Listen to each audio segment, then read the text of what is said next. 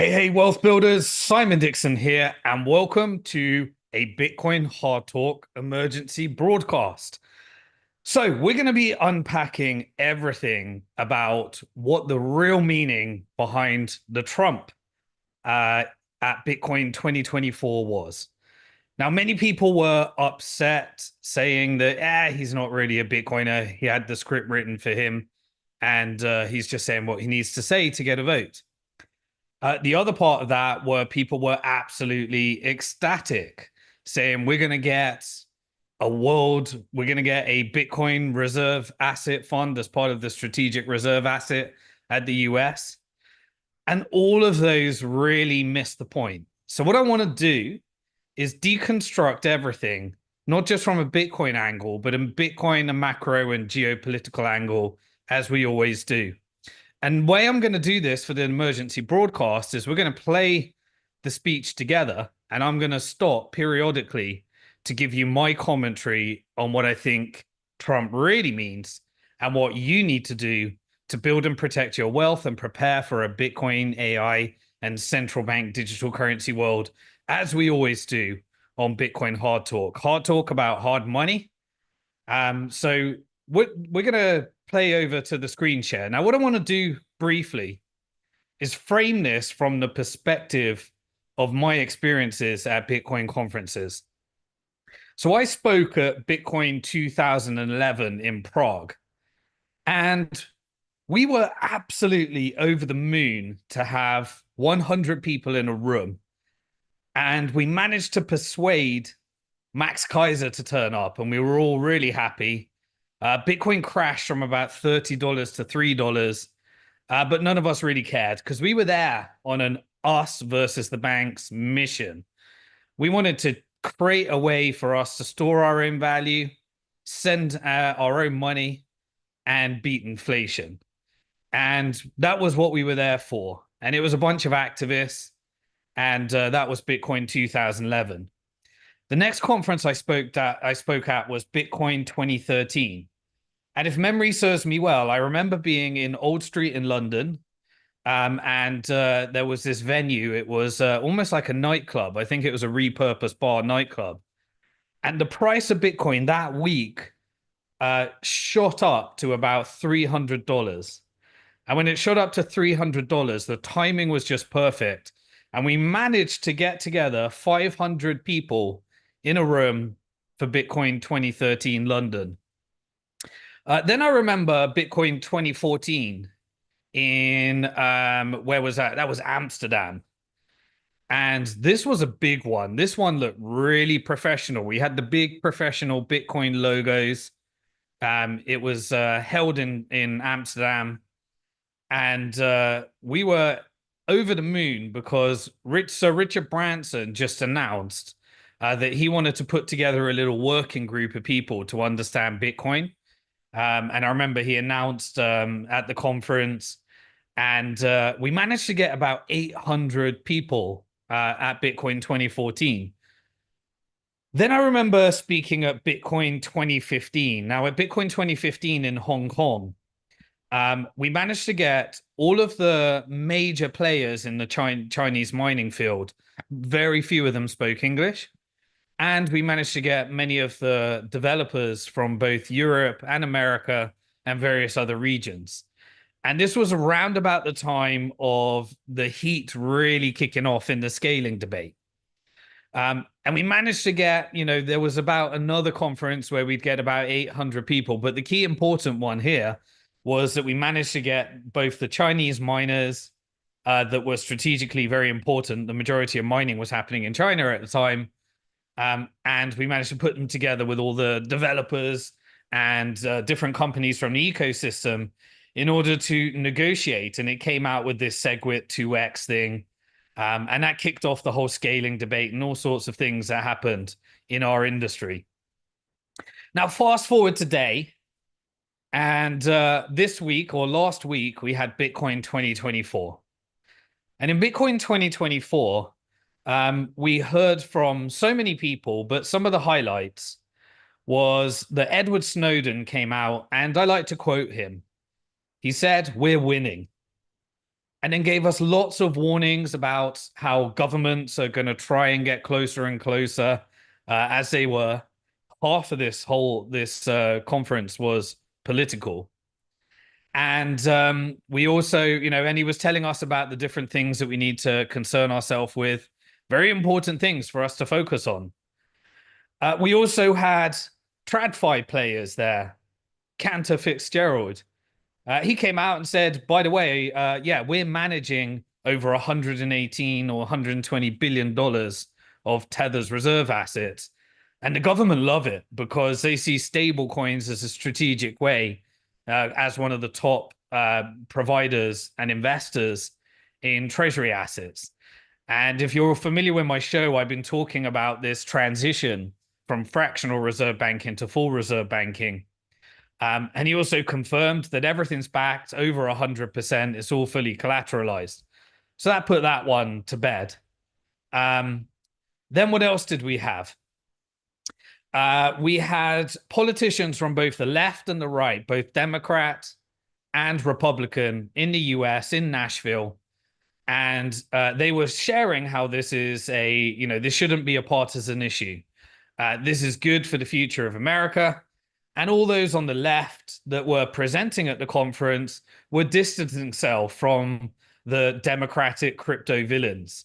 The Gary Genslers of the world that is the chairman of the SEC, that's been so counterproductive for our industry by suing everybody and fining everybody rather than putting together constructive regulations.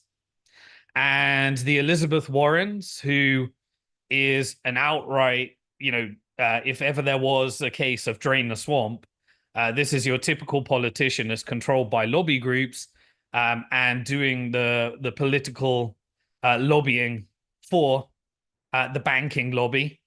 We remember that the only person that got to sit down with Gary Gensler in our industry, it wasn't the Coinbases, it wasn't the Winklevoss, it wasn't Circle, it wasn't any of the key people that have created the key strategic companies in America. It was SBF. He was the only one. And we also know that at the court, they ruled out his case and said that, they didn't want to look into all of the political campaign financing lobbyist groups that I always talk on Bitcoin Hard Talk about. So anyway, all of the left politicians were distancing themselves. And immediately in reaction to this, Kamala Harris's office, now that Biden has stepped down, started contacting all the different Bitcoin and crypto companies and saying, it's time for a reset. We need to reset our relationship. Then what happened? Well, we had RFK, the independent candidate, that gave a brilliant Bitcoin presentation, exactly on top of many of the trends that I talk about in Bitcoin Hard Talk, from a geopolitical side, in terms of the proof of weapons network, that it's is run by the Federal Reserve, and the Federal Reserve is independent of government, and the Federal Reserve is occupying America and has transitioned it from a capitalist country to an unconstitutional socialist country by removing the gold standard and getting the whole of America addicted to debt and creating debt slavery Ponzi scheme that leads to more individuals in debt, more governments in debt, and more companies in debt, until the central bank has to bail out the Ponzi scheme and swipe all of the assets onto its balance sheet and get a free ride, because rather than having governments benefit from the seigniorage income, the central bank gets to lend it to the government, and then the government pays all the interest on tax. And now 72% of all the tax collection goes straight to the banking system, and it's the swamp. It's the definition of the swamp. RFK knows it. He understands the war machine. He understands the lobby groups, but we also know he is controlled by one of the key lobby groups, which we'll dive into when we do the Trump section as well. But he gave the perfect Bitcoin presentation. Now he gets it. He's a Bitcoiner. He holds his wealth in Bitcoin. He holds Bitcoin for his children. You could tell he's been through he was there at the conference last year, and he's been through the journey. He believes it. He gave and outlined the US the exact strategy. Then Michael Saylor come along, smart little cookie, Michael Saylor.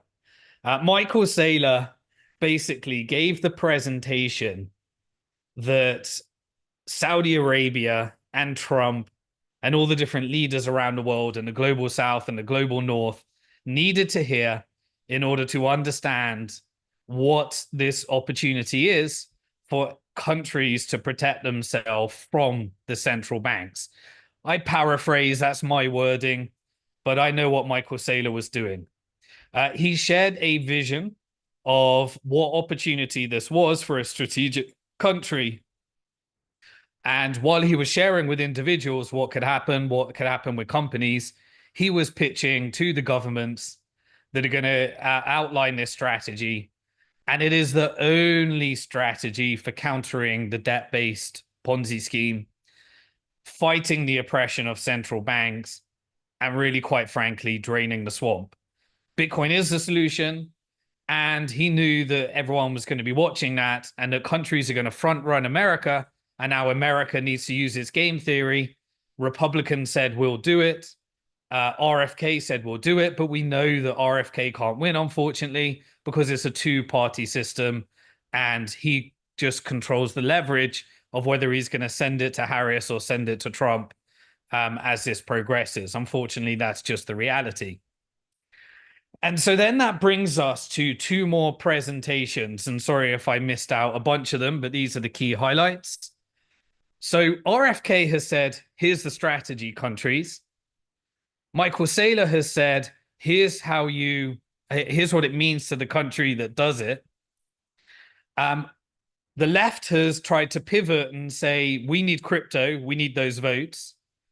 And Trump has got this opportunity to take the stage and say, here's what I'm going to do for Bitcoin. And then there was another presentation, which I'll play. I'll give some commentary to at the end, and then we'll end this. And later, I'm going to do another one for the RFK presentation, just so it's crystal clear for everybody. So that now sets the scene for Trump to come in. And then we're going to go through what my interpretation and what I think you need to know as Bitcoiners, macro, build and protecting your wealth, and also the geopolitical side so that we can make sure that you're protected and ready for it. So what I'm going to do right now is I'm going to share my screen and I'm going to play the Trump video and we're going to go through it together, and I'm just going to pause it when I want to tell you something that I think. So if it's not working, then let me know in the comment section, and Azad will jump in and let me know that we've got to sort something out. But if everything's working right now, you will see Trump on YouTube at the Bitcoin 2024 conference. And I'm just going to play it right now. I'm going to go through the whole thing together, and I'm going to reinterpret it from the perspective of why I think this is a key moment in history. So let's jump in. But it is a great honor, and a lot of things are happening in the world. We just heard, you probably heard, that Israel was just attacked, very severely attacked. And Hezbollah looks like. And this is things that won't happen. I mean, you just can't. They have to respect us. They have to respect. They cannot do this. They cannot do this. What they did just now with that attack is terrible. Just happened. And so to all, God bless everybody. This is so serious. They have to respect our country. This would never have happened with us.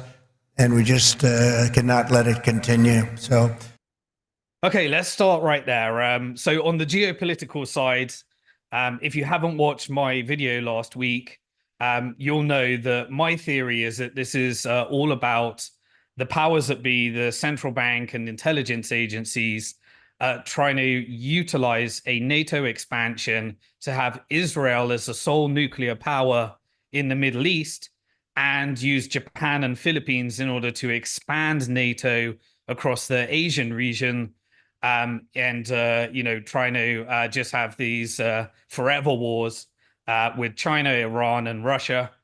And the military-industrial complex will benefit from that. And the strategy is to sell weapons in the proof of weapons network to prop up the debt slavery, and they will reduce Fed interest rates in order to prop up the markets.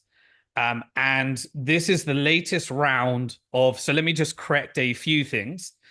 This came straight off the back of President Trump meeting Netanyahu after 4 years of them not getting along, when he refused to shake his hand because Netanyahu congratulated Biden when Trump wanted his support. And they were in a bad relationship. And right the day prior to this, they decided to repair their relationship, and they did the whole press release after Netanyahu showed Biden, because Biden was delaying some of the weapons to send over to Israel, that Netanyahu controls Congress, and publicly said that. I'm going to go a lot more about into this when we do Friday's episode of Bitcoin Hard Talk, but I just want to give you a little bit of a sneak peek. Firstly, this attack on Israel, was actually an attack on the occupied Golan Heights, which is a region, a contested occupied area in Syria. And immediately they said it's our Jewish children and they're coming after the Jewish people. It was actually Muslim people. So these were not Israelis, these were Druze. And I don't mean Jews, I mean Druze, D-R-U-W. And so this is the next round of contention. And immediately they came out and said these rockets came from Hezbollah to attack Israel. And there were Hezbollah came out and said, we didn't do this. They normally take credit for things that they do. And the arrangement has been a tick for tack. Whatever you do, we'll do, until Gaza and Palestine have their own self-determination and the war ends. But immediately a report came out that this was a malfunction of the Iron Dome. The Iron Dome is technology that Trump wants to use, but even though America paid for it, Israel won't let America use it because they're keeping the intellectual property within Israel and Israel's military industrial complex. But allegedly, this was a failure, and a failure of the Iron Dome is going to affect their cells in the military industrial complex. And so Netanyahu returns, and immediately he gets to escalate the war to Lebanon, because the end result is that he wants America fighting a war with Iran, and Israel can't do it on their own. So they need to slowly bring America in to fight that war. And this is the next round of escalation, and you'll see more and more escalation in Lebanon. So I just want to make sure that you got that correct, and we're going to move over to more of the Bitcoin stuff. But just understand that the media lies to you, and it's perpetuated by the US. And then we have this back and forth to figure out what the truth is. The European Union immediately came out because they knew that October the 7th was so different to how it was portrayed in the media. And EU said, we've got to do a full-blown investigation. And Israel, just like on October the 7th, they'll say, no one can do an investigation. And exactly what Netanyahu was sharing in Congress was just so far from the reality of what happened. And this is the justification to go to war with Lebanon. Okay, so let's jump straight through. Sorry about that. That took a bit longer. We just wish him all a lot of luck. This happened to us as I'm walking on the stage. Most of you have heard about it. And I do want to say that rest in peace. It's tragic that these children playing football, the Druze, children, and it's rest in peace. This is a tragic thing that's leading to more and more deaths. And it's just, quite frankly, the worst in human behavior. And we need to make sure that eventually it is understood who did this, and they need to pay. But it's a terrible thing. But I'm thrilled to be here in Nashville to become the first American president ever to address a Bitcoin event anywhere in the world. Anywhere in the world. I want to thank David Bailey for inviting me. Special guy. So shout out to David Bailey. David Bailey is the conference organizer. Known him from when he used to live in China, and we were really doing lots of business together in China.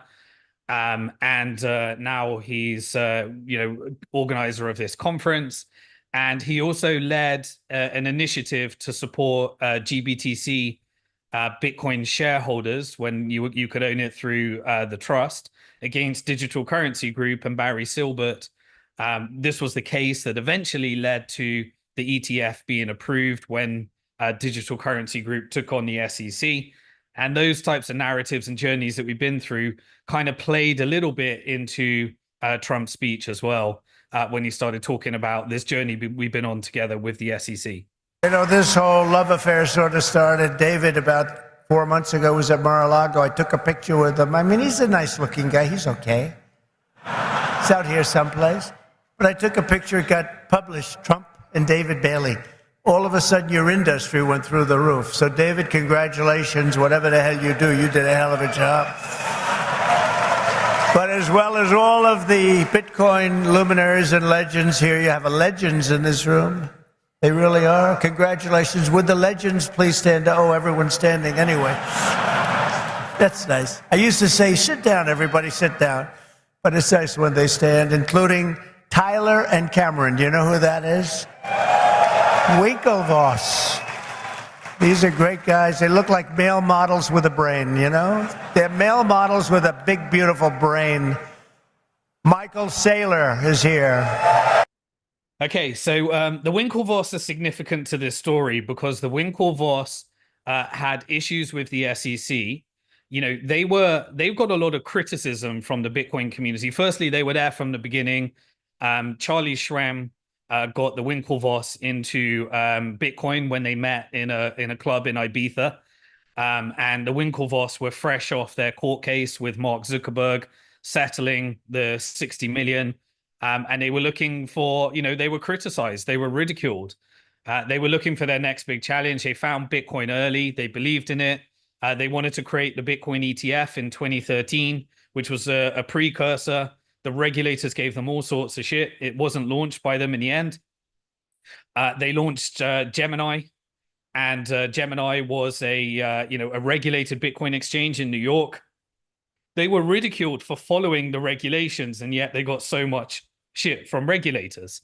And so after the SEC attacking them and coming after them to sue them, after them having their issues with Digital Currency Group, where they offered a service for Digital Currency Group, and they, you know, a lot of the money was lost through no fault of their own, through Digital Currency Group, and Digital Currency Group lost, and they built a service on top of that. They came through the other side. They paid them. They made them 100% whole. Everyone got their Bitcoin back. They did a great job.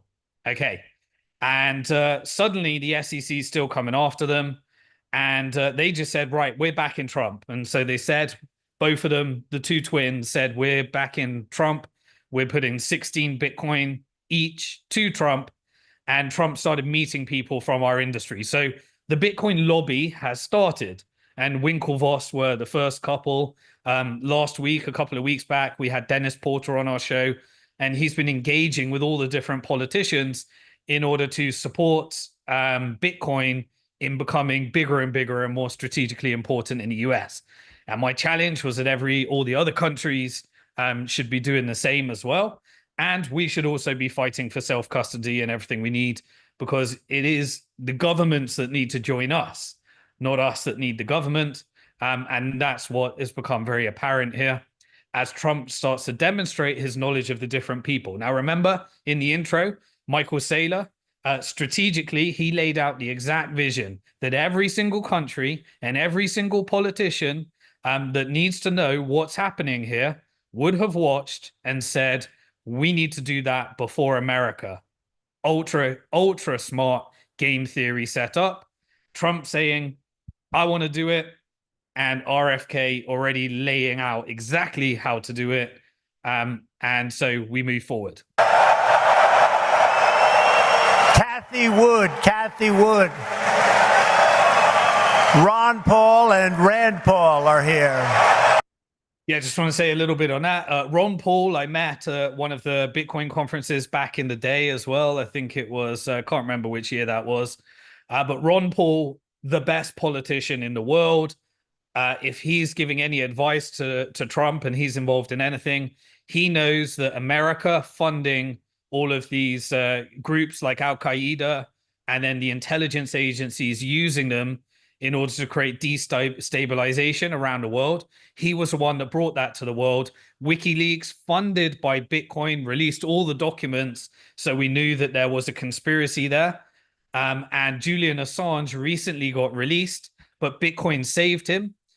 He was a victim of the system, and he managed to get himself released recently. We've got that part of the story, which plays into one of the announcements that Trump's going to make at the end. The Bitcoin heroes that got taken down by the system for creating technology. Who else did we have announced there? Cathie Wood is somebody that's really been pushing the institutional side of this business and investing more the institutional side, been meeting all of the TradFi players in order to try and get us further in this industry. So he's showing whoever wrote the speech that he knows the key players, and he's probably met them all as well. Vivek is here. Vivek Ramaswamy. Where's Vivek? Where are you, Vivek? There he is. He's great. A man that I call Bob, but you probably know him as Kid Rock. Where's Kid Rock? Where is he? He's great. He's a good guy and a talented guy and another talented guy. He was so incredible, this one. He went and he played at the funeral of a great fireman who was killed, fire chief, killed a week and a half ago at the rally. And Billy Ray Cyrus went and played music for the family, and it was supposed to be so incredible. I've heard so many things about it. And Billy Ray Cyrus is here. Where's Billy Ray? He's around here. Yeah, so remember the geopolitical landscape of what's happened here. So, Trump had the assassination attempt. He had the iconic fight. He stood up. He's come back. He had the RNC conference. We've just had the speech from Netanyahu visiting Congress, and Netanyahu tried to tell the whole of America, you need to go to war with Iran. Biden, I'm in charge of Congress now. You need to send me the bomb so I can escalate with Lebanon, take everyone out of Gaza, move over to Lebanon, escalate the war, and try and get America to fight the war as well. We've had this. And remember, at the Congress, he tried to say it was Iran.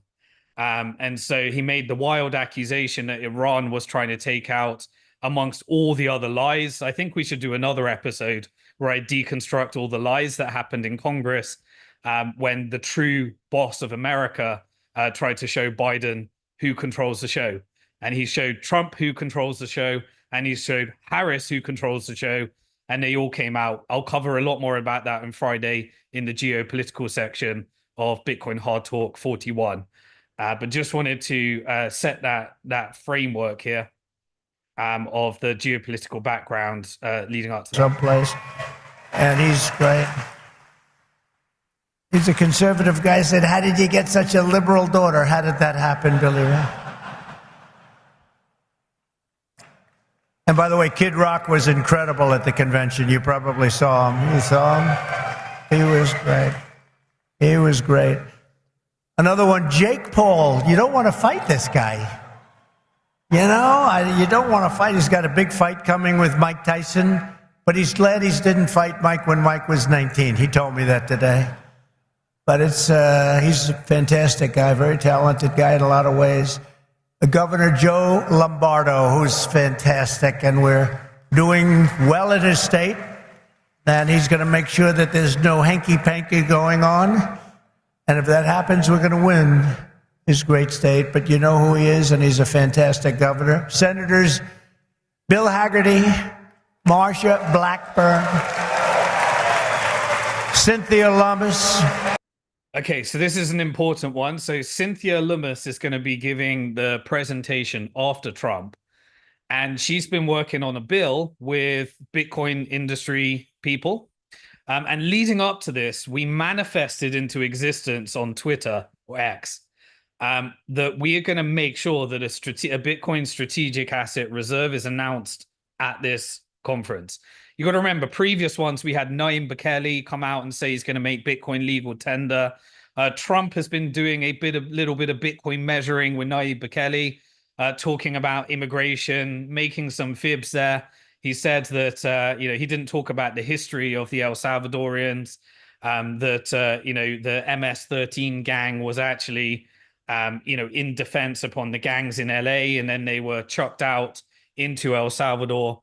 And then Bukele had to put them all in prison to reduce all the crime, to make Bitcoin legal tender, so that he could then create an industry in Bitcoin where people felt it was safe enough to come through. So he's got all that background. Now, Trump wants to come through, and he said, right, Bukele's getting all the credit, but I started saying bad things about him in other of my rallies. And he obviously would have gotten the message, hey, Bukele's a legend. He's a Bitcoiner. It's probably not a good idea to start talking about immigration and El Salvador, and do some Bitcoin measuring on that. So I reckon he got that advice, right? Okay, so we've got that history. Now, Cynthia is going to come out and announce the exact plan that she worked on with Caitlin Long, who is taking on the Federal Reserve at the moment for removing their license to have a Bitcoin banking license. And she's been working on all this different legislation and supporting different states into getting into Bitcoin, and doing the onboarding between banks and Bitcoin.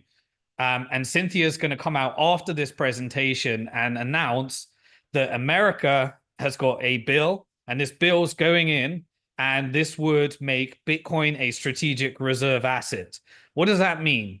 Right now, America has about $250 billion of strategic reserve assets that consists of gold, special drawing rights, which is the IMF's currency, like an overdraft facility, IMF assets, and alternative currencies.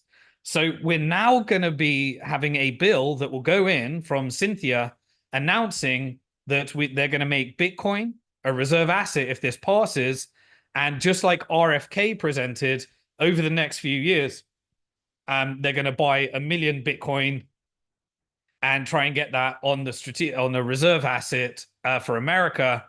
And remember, RFK's already said what it does.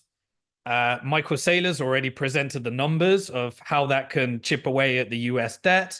And this lays the foundation for the rest of the talk when we do the macro and Bitcoin strategy side by side. But that's why he mentions Cynthia Lunas there, who gave out and made that announcement. Tim Scott. And Tim was great. Boy, I'll tell you, he was such a strong voice for me. He was on so many shows and did such a great job. During the primaries, he was incredible. I want to thank him. Special guy. They're all special people. They're warriors. Tommy Tuberville. You know Tommy Tuberville, senator from Alabama. And you have many members of Congress, Andy Ogles, Thomas Massey, John Rose. Okay, so remember the Thomas Massey story leading up to this. Thomas Massey came out and put the End the Fed bill. That is a live bill right now to remove the Federal Reserve. This was after reading Saifedean Ammous's book, who's a Palestinian economist, who wrote a very famous book. 80% of it was economics and 40% of it was a Bitcoin standard. I'm actually going to be interviewing him on this next week as well. But Thomas Massey then came out, did the Tucker Carlson interview, and revealed to the world that Congress is controlled by the Israeli lobby. Everybody's got to call their Israeli guy before they implement their policies.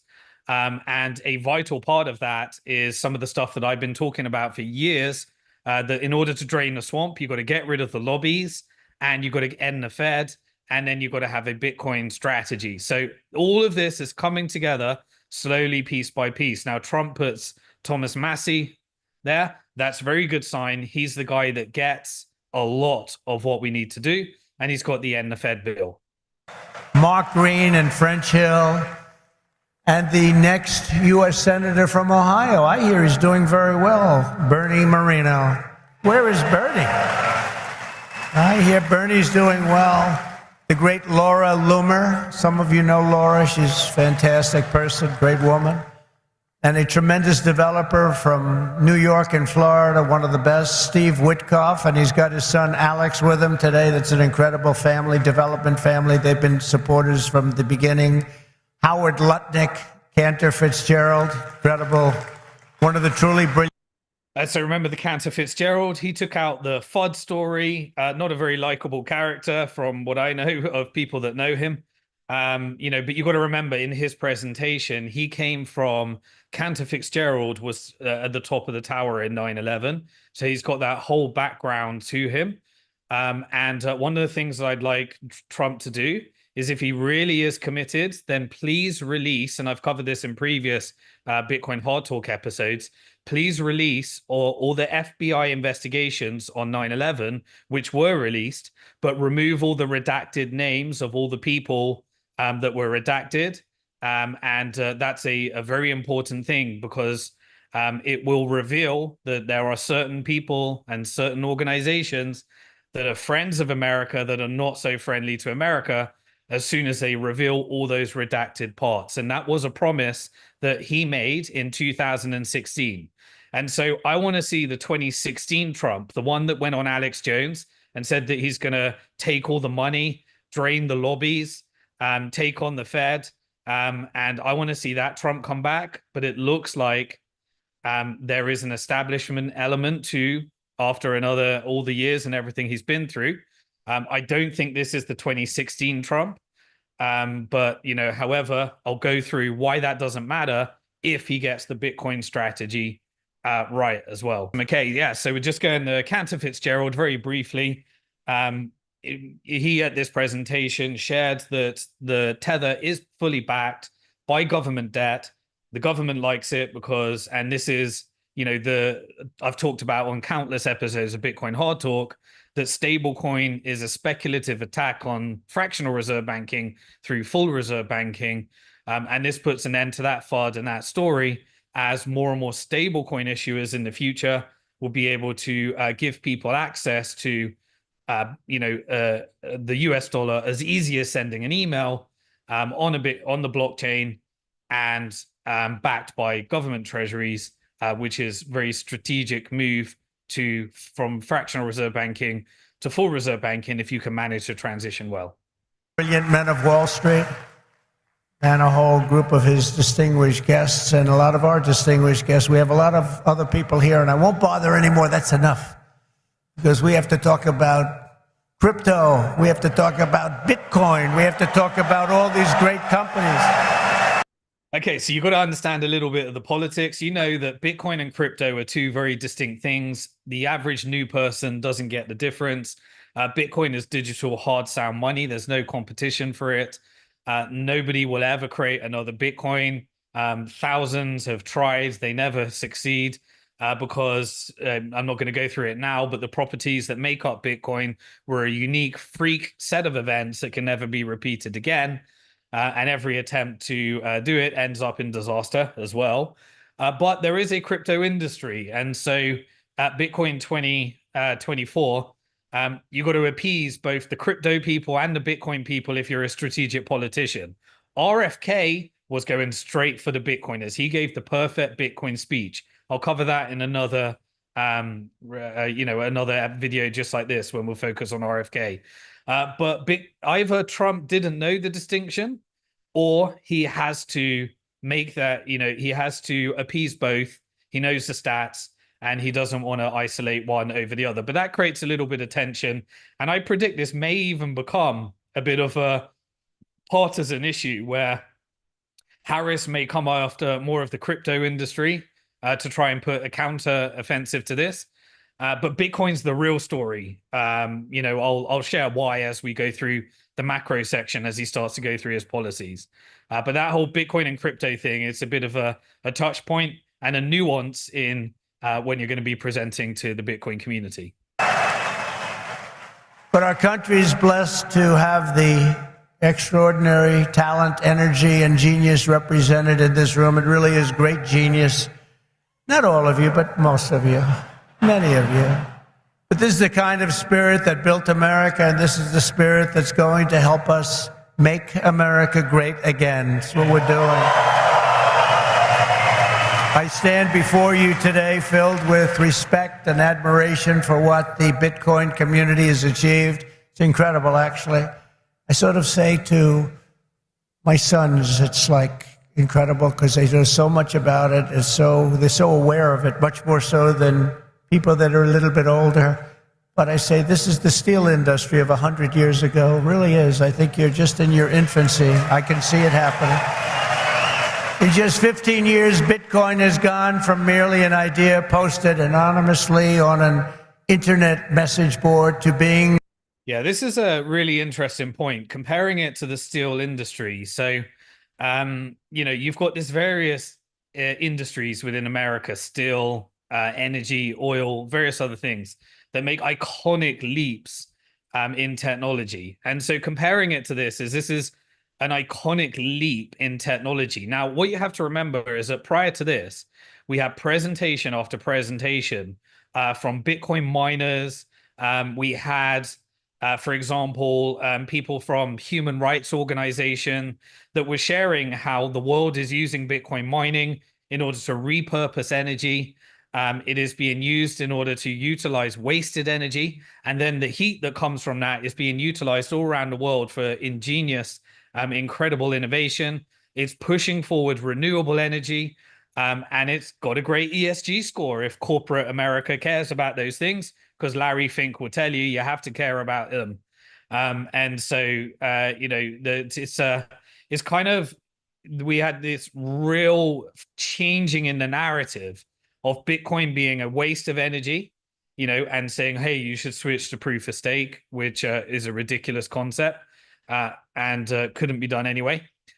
Two, the energy behind Bitcoin is actually going to be driving forward all this innovation. There was presentation around remarkable people that are doing absolutely incredible things with the Bitcoin mining sector. That would require a whole other video to go through, but it's incredible. And then he proceeds to go through, obviously demonstrating that he understands this came from a white paper. It was an open source movement. Nobody controls it.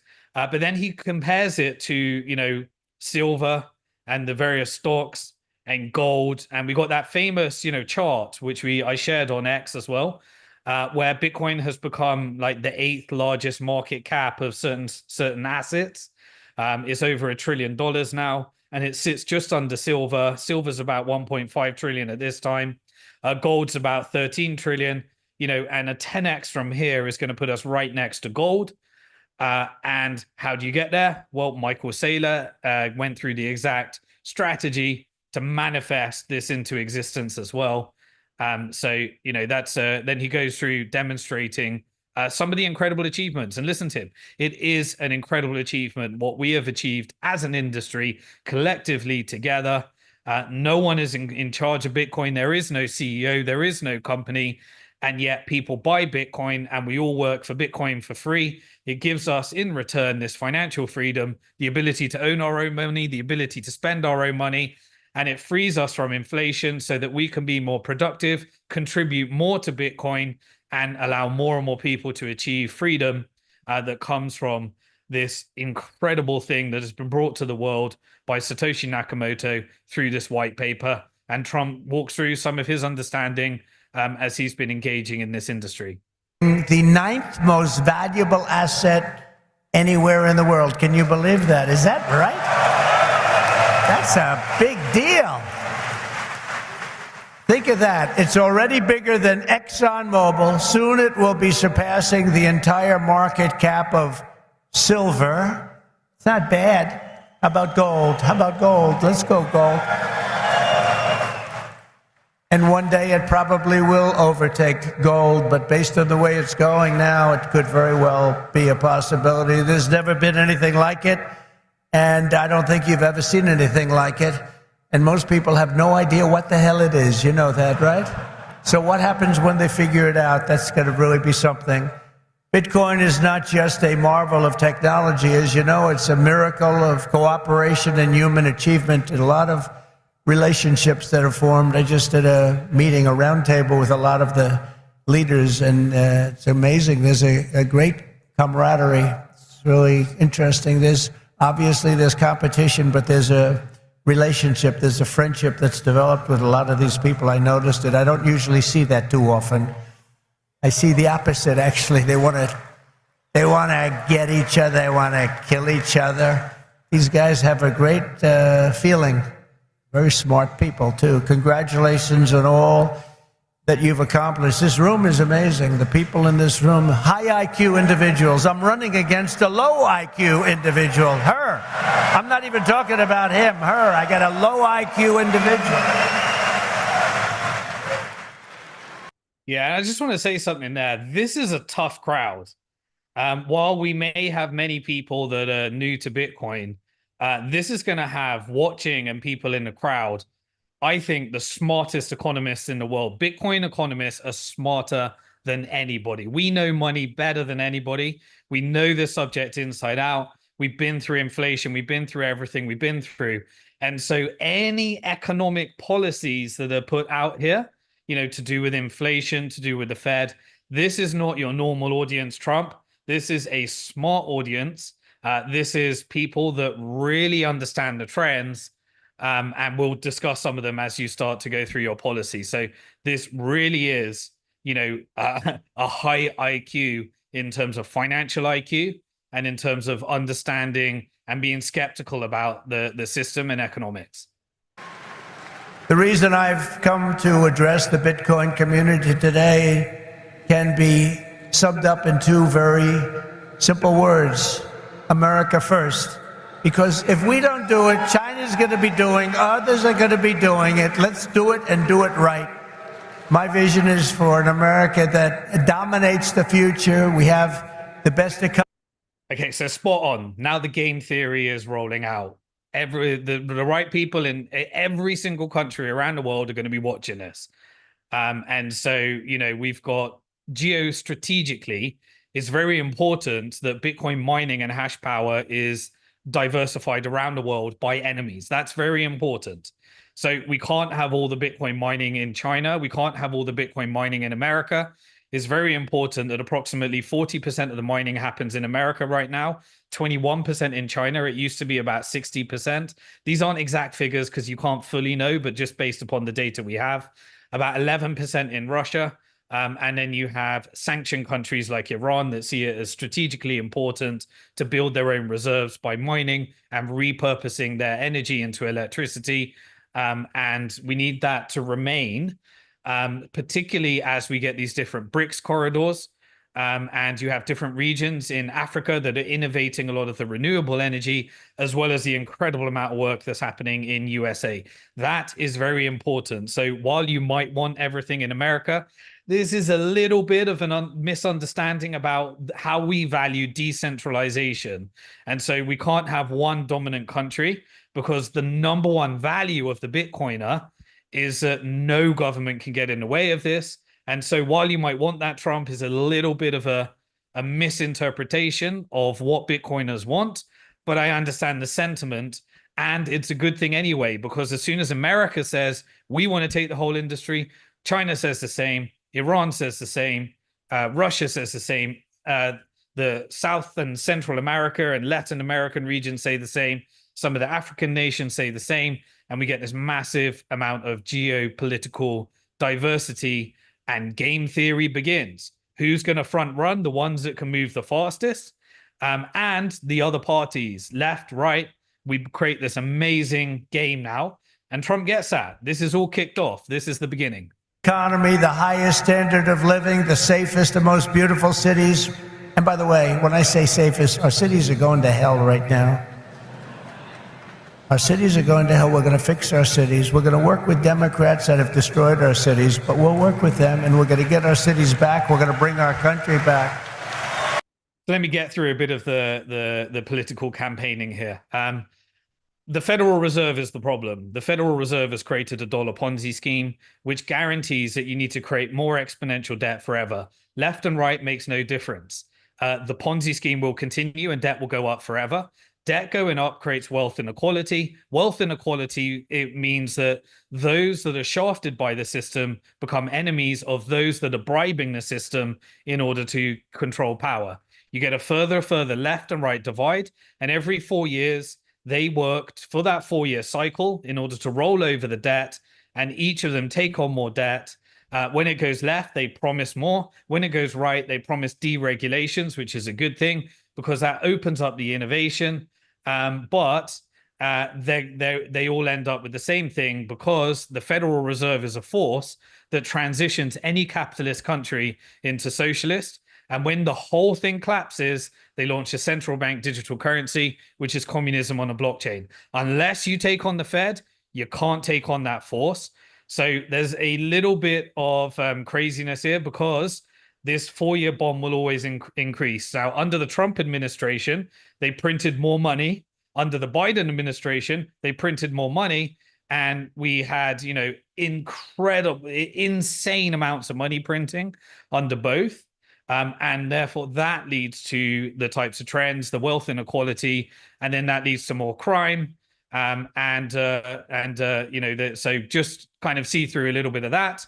But he did, in his 2016 campaign, have the real solution: end the swamp, which is take out the lobbies that control politics, the military-industrial complex, the big pharma complex, the banking lobby, the Israeli lobby, which isn't classified as a foreign entity, even though JFK, RFK's family, tried to make that happen, but he didn't survive in order to make that happen.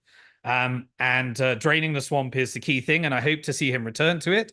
But if not, there is a natural force against the Federal Reserve, which is the conference that he's speaking at. Bitcoin is a resistance against the Fed, so that everyone can exit, and then it naturally drains the swamp anyway.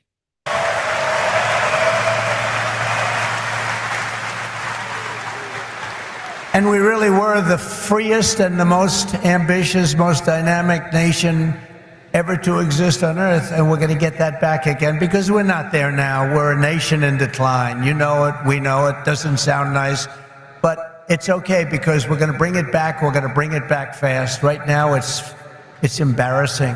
It's embarrassing. And the only way to do this, to get America back, is to follow the Constitution. And the Constitution had 3 attacks on it, which was the first central bank, the second central bank, and the Federal Reserve. The Federal Reserve occupied America when the Bank of England and the funders behind the Bank of England took over America through the Federal Reserve after the monarch was chucked out in Independence Day in 1776. We reoccupied, the European bankers reoccupied America in 1913. And in the same year managed to persuade the politicians to have an income tax so that income tax could be used in order to siphon off and build the Ponzi scheme that allows the Federal Reserve and the deep state to change all the laws. Okay, so you have to tackle that if you want to get back to the Constitution, or you have to have a plan of how you're going to achieve that. Now, the challenge here is that we are at the end of a debt cycle because the Fed has got America into over approximately 130% debt to GDP, a $27 trillion economy with $35 trillion of debt and $217 trillion of future liabilities. That can never be changed. That Ponzi scheme has to continue forever. And so they will have to reduce rates. They will have to push the stock market and real estate. And that creates more wealth inequality. That extreme creates far left. And that leads to the far left having more and more extremism at the right because they're bribing and corrupting the system. Then you end up with crime. Crime leads to coups d'etats, revolutions, civil wars. And then when that happens, you have an external force come in, like we have seen in Russia, NATO expansion, China, Taiwan reunification, Israel and Iran escalation. And so they come and they set a new world order, which is the BRICS conference coming up in October. And then you either enter into a multipolar world, and then after large wars, external wars, as a result of this, you tend to have the most prosperous time.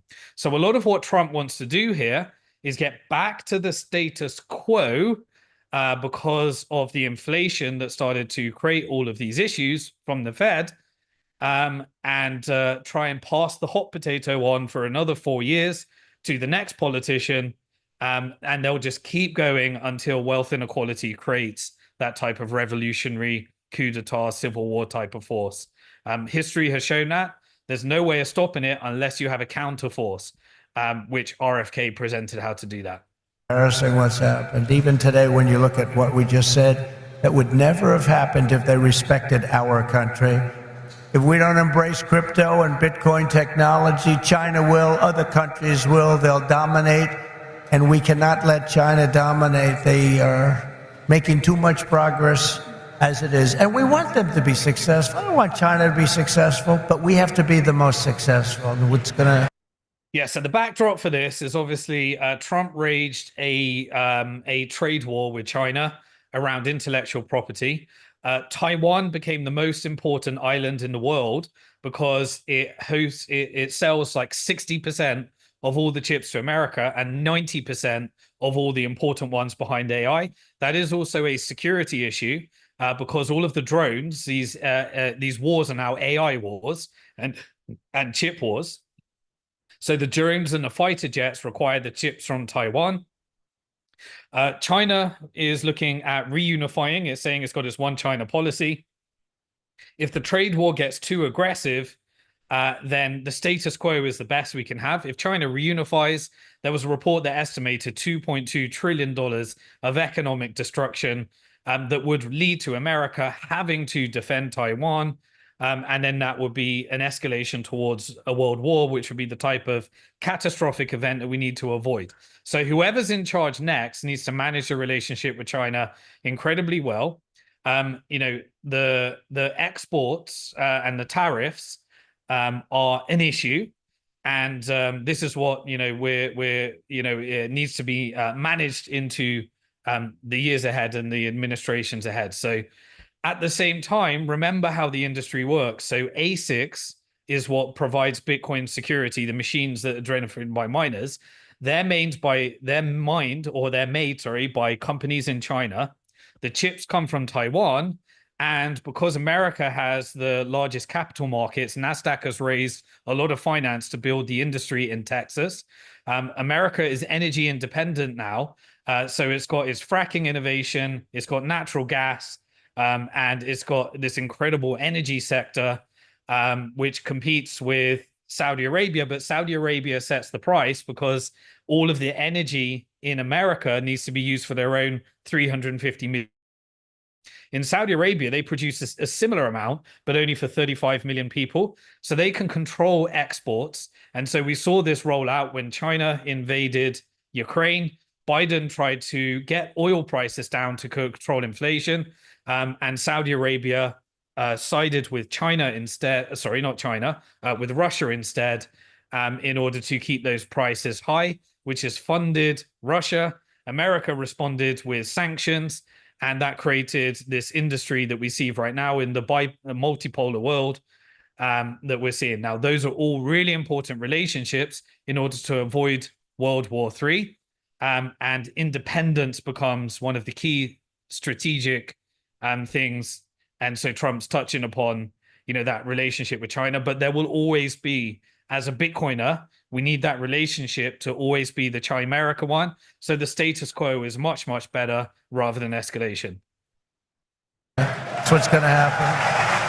I want the United States to be first in technology, first in science, first in manufacturing, first in artificial intelligence, and first in space. At MIT, my uncle was a professor there, Dr. John Trump. I just want to touch upon the AI stuff. This is a really interesting area. I covered it on last week's episode of Bitcoin Hard Talk. But there are starting to be acquisitions between the mining industry and AI, and certain mining businesses in Bitcoin are expanding to AI. There is a massive demand for data centers right now, and Bitcoin and AI is a really interesting trend. I'll cover that more on future episodes of Bitcoin Hard Talk. Make sure you are on the newsletter on simondixon.com and create a free login to the Bitcoin Hard Talk membership portal so I can make sure you're up to date with all of these different trends. But to protect yourself in a world of Bitcoin, AI, and CBDCs, you need to understand how these energy plays play in with to each other, and the geopolitical strategic importance, and then obviously the macro side as well. But the AI and Bitcoin industry are becoming more strategically important to each other as more and more electricity is going to need to be created, which plays into Trump's speech as well. Fit in with this room very nicely, actually. That's why I mentioned it. And I believe he was the longest serving professor in the history of MIT. He graduated. We have a very intelligent family, actually. He graduated tremendously. I think he has 3 different degrees, but they said, would you like to stay on, John, and be a professor? Well, I've got a lot of offers, I assume he said, but I've got a lot of offers. Well, we'd like... He was there for, I believe, 41 years. When I was in the White House, the head of MIT came to see me, and they presented me with a book on my uncle. He was legendary guy. Who would think we can get that done? But we're going to get it done. We'll be having power plants built at the sites. We'll be releasing people from certain ridiculous requirements. And we'll be using fossil fuel to make electricity because we're going to have to. We'll be using nuclear. We'll be doing it in an environmentally friendly way. But we will be creating so much electricity that you'll be saying, please, please, President, we don't want any more electricity. We can't stand it. You'll be begging me, no more electricity, sir. We have enough. We have enough.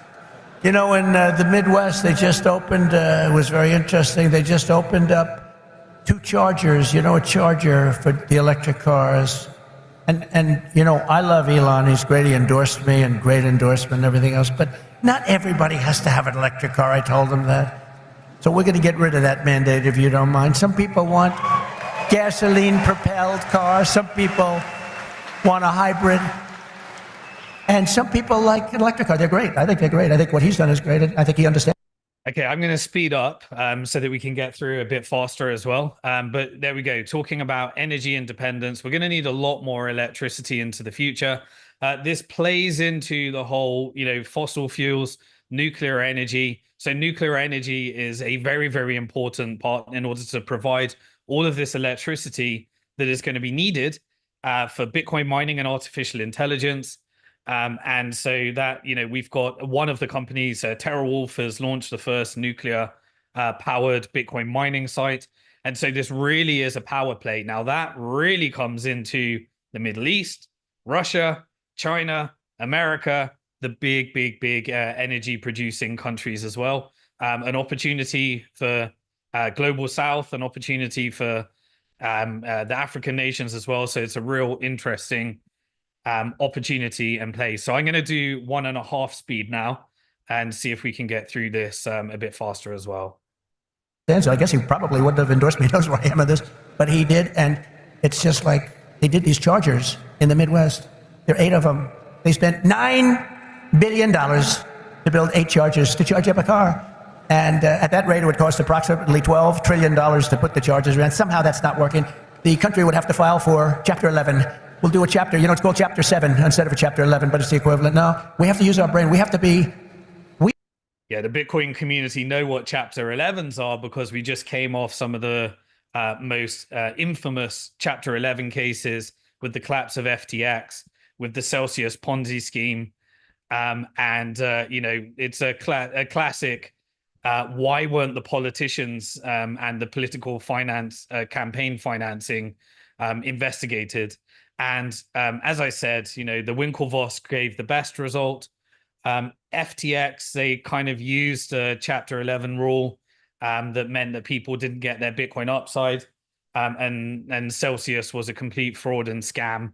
But they're going to end up with a public Bitcoin mining company at the end of this as well, which is due to launch on NASDAQ. So we're familiar with the Chapter 11s and Chapter 7s and the absolute scamminess of the US bankruptcy system that lawyers completely exploit victims for. We are the party of common sense, okay? We have to have common sense. But what we do have to do is we have to produce tremendous electric for AI and for all of the other things, including the things that you're doing. And we'll get it produced, and we're going to get it produced fast, or we're not going to be able to compete with China and other countries. So we're going to get it produced fast. This afternoon, I'm laying out my plan to ensure that the United States will be the crypto capital of the planet and the Bitcoin superpower of the world, and we'll get it done. If crypto is going to define the future, I want to be mined, minted, and made in the USA. It's going to be. It's not going to be made anywhere else. And if Bitcoin is going to the moon, as we say, it's going to the moon, I want America to be the nation that leads the way. And that's what's going to happen. No, you're going to be very happy with me. You're going to be so happy. You're going to say he's the greatest guy. That's why I'm proud to be the first major party nominee in American history to accept donations in Bitcoin and crypto. And they've made a lot of them, I might tell you. And I appreciate it. Since we made that announcement on May 21st, we've already raised $25 million, much of it in Bitcoin, crypto, and others that are very, very good also. But as you know, okay, so I'm sure they don't mind either. Environmentally friendly way. But we will be creating so much electricity and other countries. So we're going to get it produced fast. Take it right down the middle.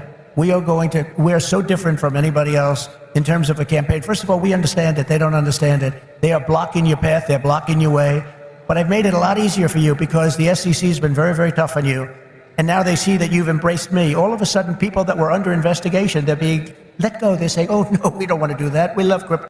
yeah, so this is an interesting one. So for the last 4 years under the Biden administration, the SEC and the regulators have attacked our industry. They've done Operation Choke Point 2.0, where they tried to cut off all the banking for our sector.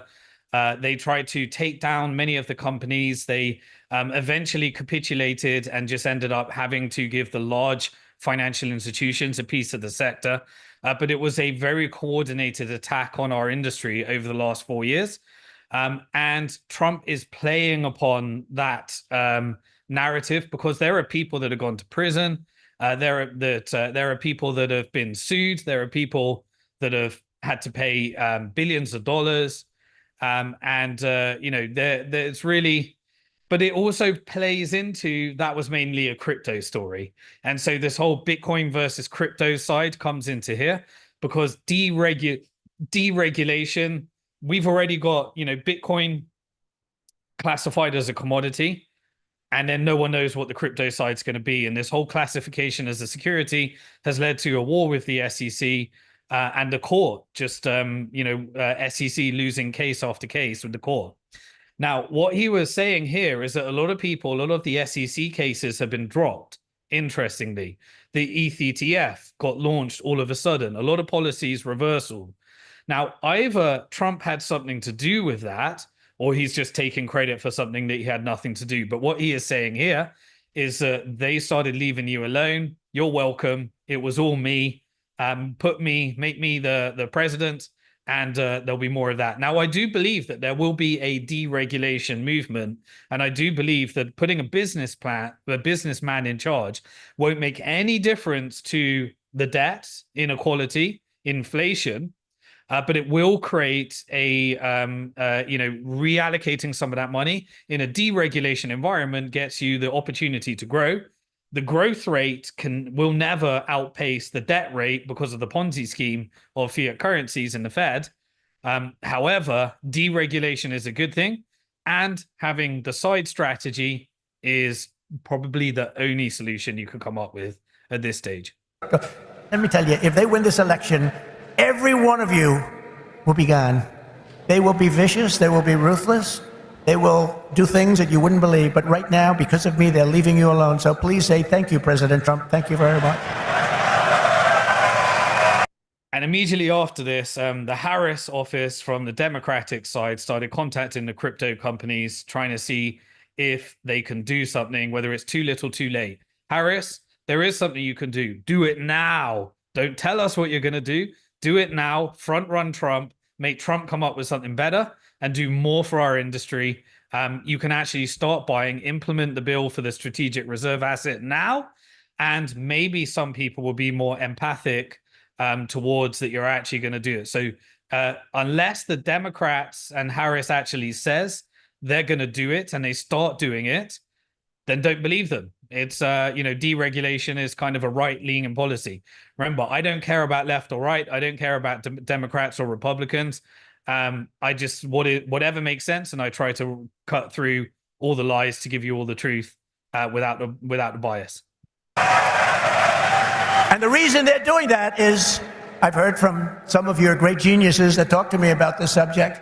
I've heard from Vivek, 175 million people in some form are involved with this world of crypto and Bitcoin and all of the others, 175 million. So when they heard that, they said, let's be nice to them at least until after the election. So I've taken a lot of pressure off a lot of people. A lot of people are very happy today that about. I'm not sure if that's a joke or a Freudian slip or but not so good there. Probably they said, let's be nice to them until after the election. I'm not sure whether he was referring to the Democrat Party, or that's what he was advised, or whether it's a joke. But either way, probably absolutely true. But I think I think bipartisan, everyone gets that this is an important industry and the lobby groups need to get out of the way. And this is important for the future of America. I think that is understood at this stage, both left and right. And there's just a few dinosaurs and idiots left over that don't get that yet. About 3 months ago, weren't so thrilled. For 3.5 years, is that right? Look, he just said that's right. And you know it's right.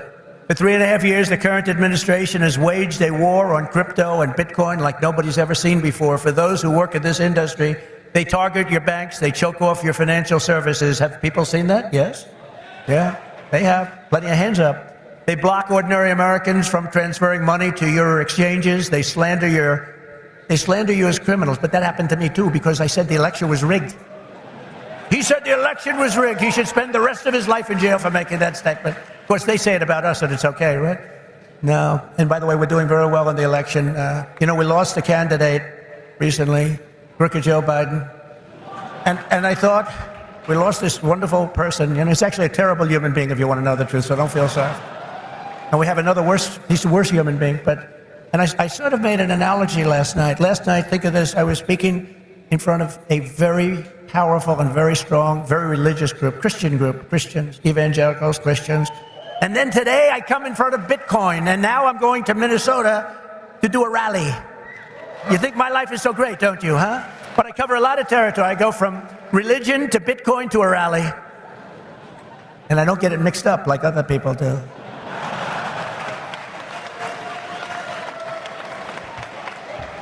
Where they come out and they say, may God bless everybody involved in the Bitcoin world. But actually we mean that, because you need blessing, because you've got to do something very spectacular. But we had an incredible time last night talking to Christians, largely Christians, a Christian group. And this is so great. And then we have a very big rally in Minnesota. Hasn't been one since 1972. Richard Nixon, can you believe it? And I think we're leading.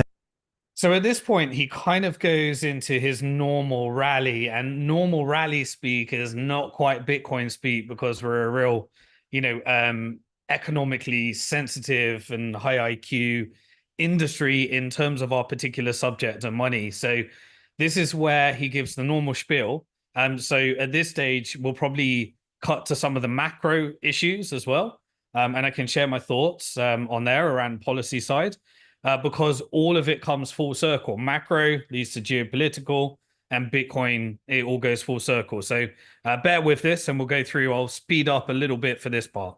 Minnesota. But there's some hanky-panky that goes on in Minnesota, but I think we're doing good. So we're going to leave here. We're going to go there for a big rally. But this is such an honor to be with you. Sadly, when we see the attacks on crypto, it's a part of a much larger pattern that's being carried out by the same left-wing fascists who weaponize government against any threat to their power. They've done it to me. Did you see I just won the big case in Florida? Thank you very much. The big case in Florida. Thank you very much. Good. Now it's a big case. That was the document case. I have presidential records. This is a smart move here. So Trump actually was a politically exposed person that got blockaded by the banks. And so after January the 6th, he had a financial blockade. So he knows what it's like to have your bank account shut down. He also had all of the attacks as well, like all of the court cases and all that stuff. So this is something that Bitcoiners can relate to. We've all had our accounts shut down. We've all been attacked by banks. We've all had to go through extreme in order to build a company in our industry. And we've all had to fight against corruption in cases like Chapter 11, or whether it be the Federal Reserve by not allowing certain services to our crypto-friendly banks, or whether it be Operation Choke Point 2.0, or whether it be an attack on self-custody so we can't own our Bitcoin, or whether it be all of the different things that has happened with the SEC and all that. So what's happened, what Trump's experience is relaying from his perspective is ideologically aligned with some of the freedom-loving people that have been through this journey in Bitcoin. Act on my side, Biden didn't. By the way, Biden, they said, here's what they said. They said, he's guilty as hell, but we're not going to charge him because he's incompetent. I won the case the old-fashioned way. It's called you win. I wouldn't have wanted to win the way he won. Trump won the case because they called him incompetent. Think of this. So they called him incompetent. So he's incompetent to run for trial, to stand trial, but he's not incompetent to run the country. How does that work? But he's not doing it anymore because he didn't do particularly well in the debate. Did anybody watch the debate? Not too many people. Somebody said to me, you did horribly in the debate. I said, why? I said, because there's no way he can continue forward. That's how bad he was. He said, I understand. Yes, I was very skeptical about the debate, as you know. For the first time, the debate was moved forward. It's never that early. It normally would happen around September, October, November, or something, September, October. This one happened. To me, that's the swamp. That's the power structure saying that Trump was meant to be assassinated and Biden was meant to step down. And then you had the whole restructure. You had J.D. Vance stepped in, who told us exactly what Netanyahu was telling us, that America needs to go to war with Iran. Then you had Harris stepping in. And then Netanyahu came at the exact moment when Biden was holding off on the 2,000, the 2,000-pound bombs. And so Netanyahu showed we own Congress. And showed and demonstrated to the world the real power structure. And then people start asking questions, well, who's been running the country if Biden has been hidden? And then Harris comes out and gave her policy around the military-industrial complex and kind of said a few things to appease the pro-Palestinian people. But they'll carry on funding and sending the bombs and stuff. And now immediately we get, oh, right, it's now escalating to Lebanon. So you get to see, all these different things. And he's talking about, crooked Joe Biden. We all know that there are larger forces out there the real structure is you have the Federal Reserve that prints the money, intelligence agencies, which are aligned with a more global structure. And then underneath it, you have the government. And then they choose what politicians are going to win. And then you have this pretense of a democracy that makes people think that this is, and Trump exposed some of that, whether you believe him or not, whatever your opinions are there. We all know that there is a greater power structure if anyone's done half a bit of research and read all of the different documents that have been given to us through WikiLeaks as a result of Bitcoin funding WikiLeaks and Julian Assange going free. Understand that, and that's exactly what happened, actually. We had a great debate. It was a tremendous debate, actually, and since then, hey, look, you have to open the eyes. You have to see what's going on. We have a country to run. The problem is that Kamala is worse than Joe. She's worse. She's a radical left lunatic, defund the police, all of the different things, and so far she's got a little honeymoon going on right now, but when people hear about her, and she's against crypto, by the way, and she's against it very big, so I just want to let you know, you got to get out. You got to get out and vote. To be fair, let's remember that Trump did say his previous comments prior to changing his mind about Bitcoin, and everyone has their right to change their mind. We all start skeptical about Bitcoin when we start, and then we learn, and then we come on board. And that happens to every Bitcoiner. But Trump was very negative around Bitcoin historically. He said that it competes with the dollar, it's used by criminals. He doesn't like Bitcoin. And then in the crypto side, he did launch some NFTs, which is a bit of a frowned upon thing from the Bitcoin community. But now he started meeting all the different Bitcoin community, the miners and various other things. And he's had this big turnaround. And now he's speaking at Bitcoin 2024 in order to win the vote. So just want to add a little bit of impartiality there as well. It should be no surprise that these same totalitarians are hell-bent on crushing crypto and obliterating, and that's what they want to do, and that's what they are stated. They're there right now. You have the SEC, you know what they're doing, obliterating Bitcoin. The reason could not be more clear, because Bitcoin stands for... Yeah, a bit of a, you can't obliterate Bitcoin, and that's why Bitcoin is valuable. because no government can obliterate it. They can come after the companies that engage in Bitcoin. And so there is a little bit of a misunderstanding. But what I do like about this, I don't think Trump is ever trying to pretend that he is a Bitcoiner.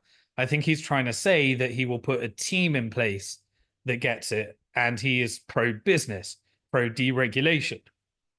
For freedom, sovereignty, and independence from government, coercion, and control. The Biden-Harris administration's repression of crypto and Bitcoin is wrong, and it's very bad for our country. It's really quite un-American. As you know, 6 days ago, we officially defeated the worst president in the history of the United States. I believe he was the worst president in the history of the United States. Think of it. Millions and millions of people have come into our country. They've come in from jails. They've come in from, think of it, insane asylums, mental institutions. They've come in as terrorists. We have the largest number of terrorists coming into our country right now. The same people that you just heard about from Israel, that did that in Israel, they're coming in and nobody checks them. Nobody knows what's going on. We have no idea what's going on. They've lost control of our country, and only bad things can happen. So it's not going to be that way. We're not. Yeah, this is a bit of a fraudulent slip there. I think he said terrorists come into our country from Israel. Actually, he's spot on there. There is certainly an infiltration into Congress by the Israeli government, which is the terrorists, not the Israeli people.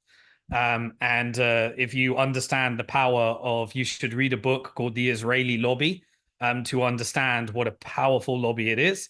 And so you got those two forces, but obviously he meant the opposite. The other thing that's noteworthy here is he didn't talk about El Salvador, which was what he did in his rallies. So he decided, or probably got the advice, that that's not a good move when speaking to Bitcoiners, because Bitcoiners love El Salvador and love the work that President Bukele has done for our industry. And just a little bit of, hopefully you can see, I talk about the numbers rather than the emotion. But when you understand Bitcoin, the macro and the geopolitics together, you know that America is engaged in forever wars, and they're printed by the Federal Reserve. The Federal Reserve requires forever wars in order to pump the price of the military-industrial complex stocks. And America is actually responsible for more atrocities through its foreign policy than any other country in the world. Destabilizes, uses intelligence agencies like the CIA in cooperation with Mossad in order to take out governments and wars that go on that cost Americans trillions. That allows them to skim off money, create inflation, and then these forever wars result in regime change and implanting governments, or just completely toppling the region. Iraq is a classic example of that. Replaced Saddam Hussein with Al-Qaeda. Al-Qaeda was funded by American slush money through the CIA, using the intelligence agencies on the advice of Netanyahu in order to make a false war on terror.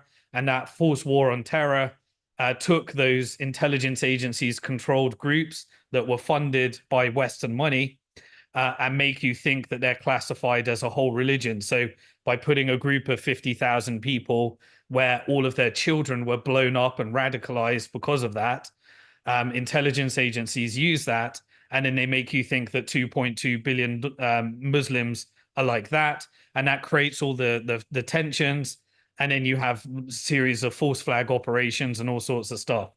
That obviously leads to a bunch of people that are expelled from their countries that want to find freedom, eventually make enough money to return to their country, but those end up completely detoppled and destabilized forever, and also driving the worst in human behavior. And so you have to tackle the proof of weapons network, the fiat currency Ponzi scheme, and the lobby groups that do these human crimes, these war criminals. And at the moment, remember, that week, US actually hosted an ICJ classified war criminal, Netanyahu, in Congress at the same time as the UK, saying if he lands in UK, we can no longer ignore international law and we'd have to arrest him. So you've got to understand the hypocrisy of all these things. And if you are controlled by certain money, and remember, Trump had to take a check for 200 million from Israeli lobby and pro-Zionist groups. which means that he had to forgive Netanyahu. And now you get the escalation of him pointing on his social network, if I ever get killed, then wipe Iran off the map.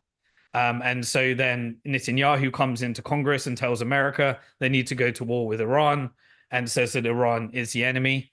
And then obviously, when people are really, really angry, you look at the borders. And of course, you need to protect your borders because illegal immigrants is a bad thing. But remember, illegal immigration is used in order to have people that want to work below minimum wage because governments intervene and create minimum wage, which means that jobs go to people willing to work, which are those that are coming illegally.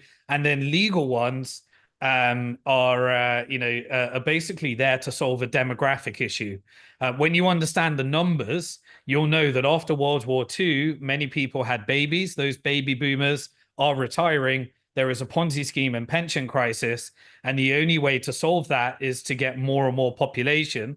Less and less people are having children now.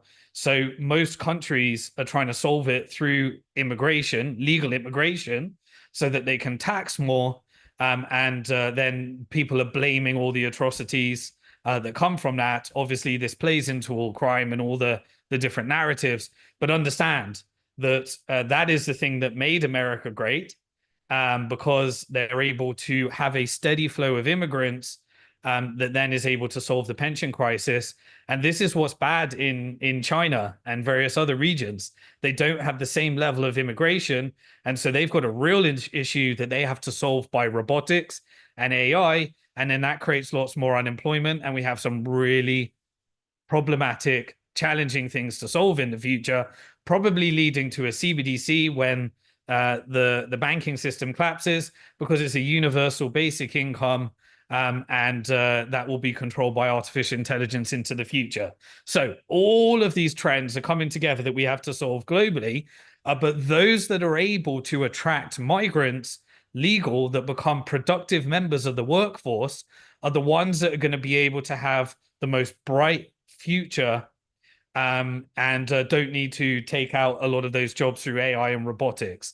And so just understand that when you understand just pure demographics and numbers, when you're being pushed into this fake media divide, when we all need to hate each other, that leads to the civil wars, that leads to the military industrial complex, persuading everyone to spend more money. We're not going to let that happen. We're beating them, and we're beating them badly, and we have to make sure that we do. We need to do it for our country. And you can't just be a fighter and have your man lose the fight, or woman, but in this case a man. He's losing the fight. He's down by 15, 16, 17 points. They say that you're not going to win, Joe. You got to get out. He didn't want to get out. He said, I'm not getting out. He said, you're getting out. He said, I'm not getting out. I got 14 million votes. I'm not getting out. They said, if you're not getting out, we're going to institute the 25th Amendment on your mental competence. He said, like I said before, I think I'm going to get out. Okay? And they got him out. But it's like, think of this. You fight, you're in a campaign. You spend a lot of money, a lot of time, a lot of effort. And he's losing, and then they say, let's take him out of the fight. We'll put a new fighter in there. The new fighter is her, probably my second choice. He will always be my first choice, but she'd be my second choice. And again, if we don't win this race, and I know you're not that political, but you have to be political because your whole thing, I mean, you have a lot of politics involved in what you do. If we don't win this race, this country could be finished as we know it. This country is going to be in bad shape, and we have to be in there, we have to fight, and we have to win. And I pledge to the Bitcoin community that the day I take the I just want to say that's not hyperbole. This is a real changing moment, the end of a debt cycle. And normally, if you look back in history, the change of the Dutch Empire to the change of the British Empire, they're always fraught with these levels of debt, and this extreme, polarization leads to internal conflicts, leads to external conflicts. Once those are resolved, a new world order is set. And that's normally whoever has the most amount of gold relative to their GDP that sits around the table and designs the new monetary system.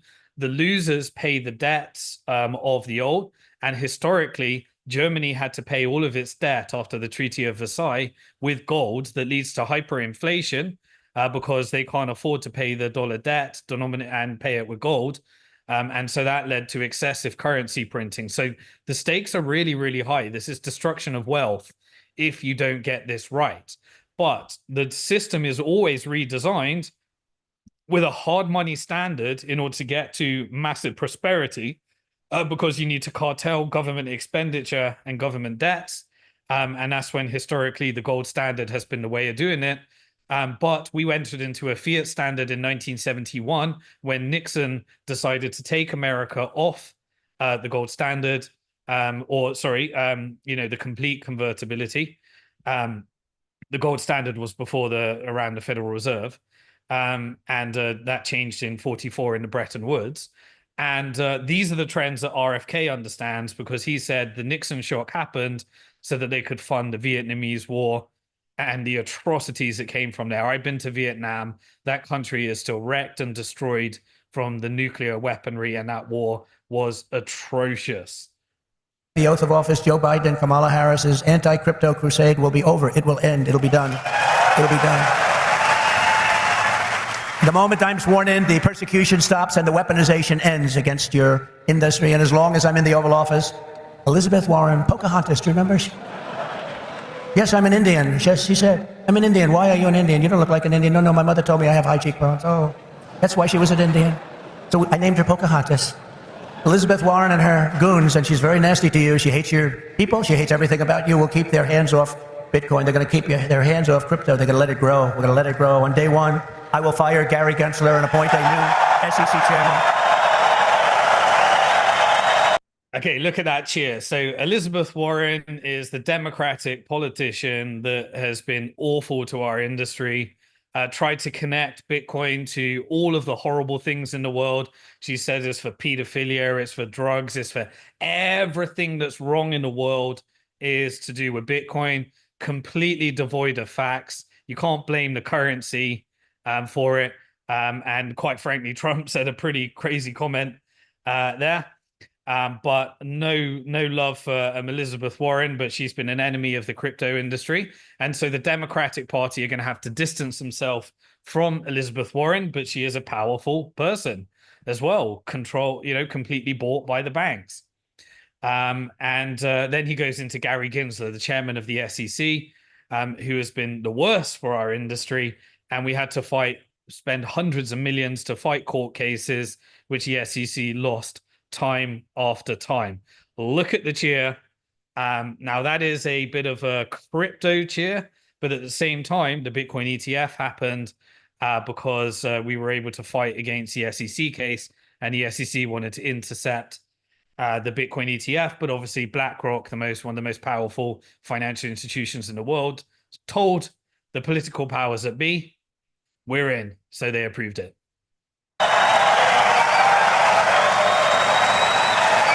I didn't know he was that unpopular.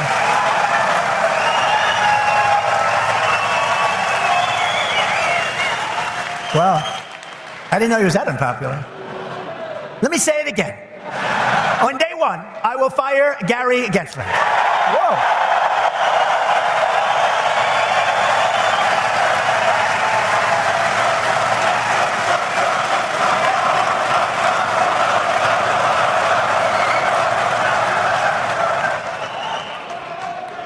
I will appoint a new SEC chairman who believes America should build the future, not block the future, which is what they're doing.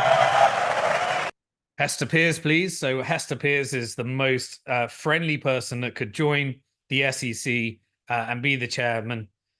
She completely understands our industry, has been on the right side of history throughout the whole thing, and believes in the constitutional right that comes with Bitcoin freedom. Remember, the Constitution requires your government to give you hard money.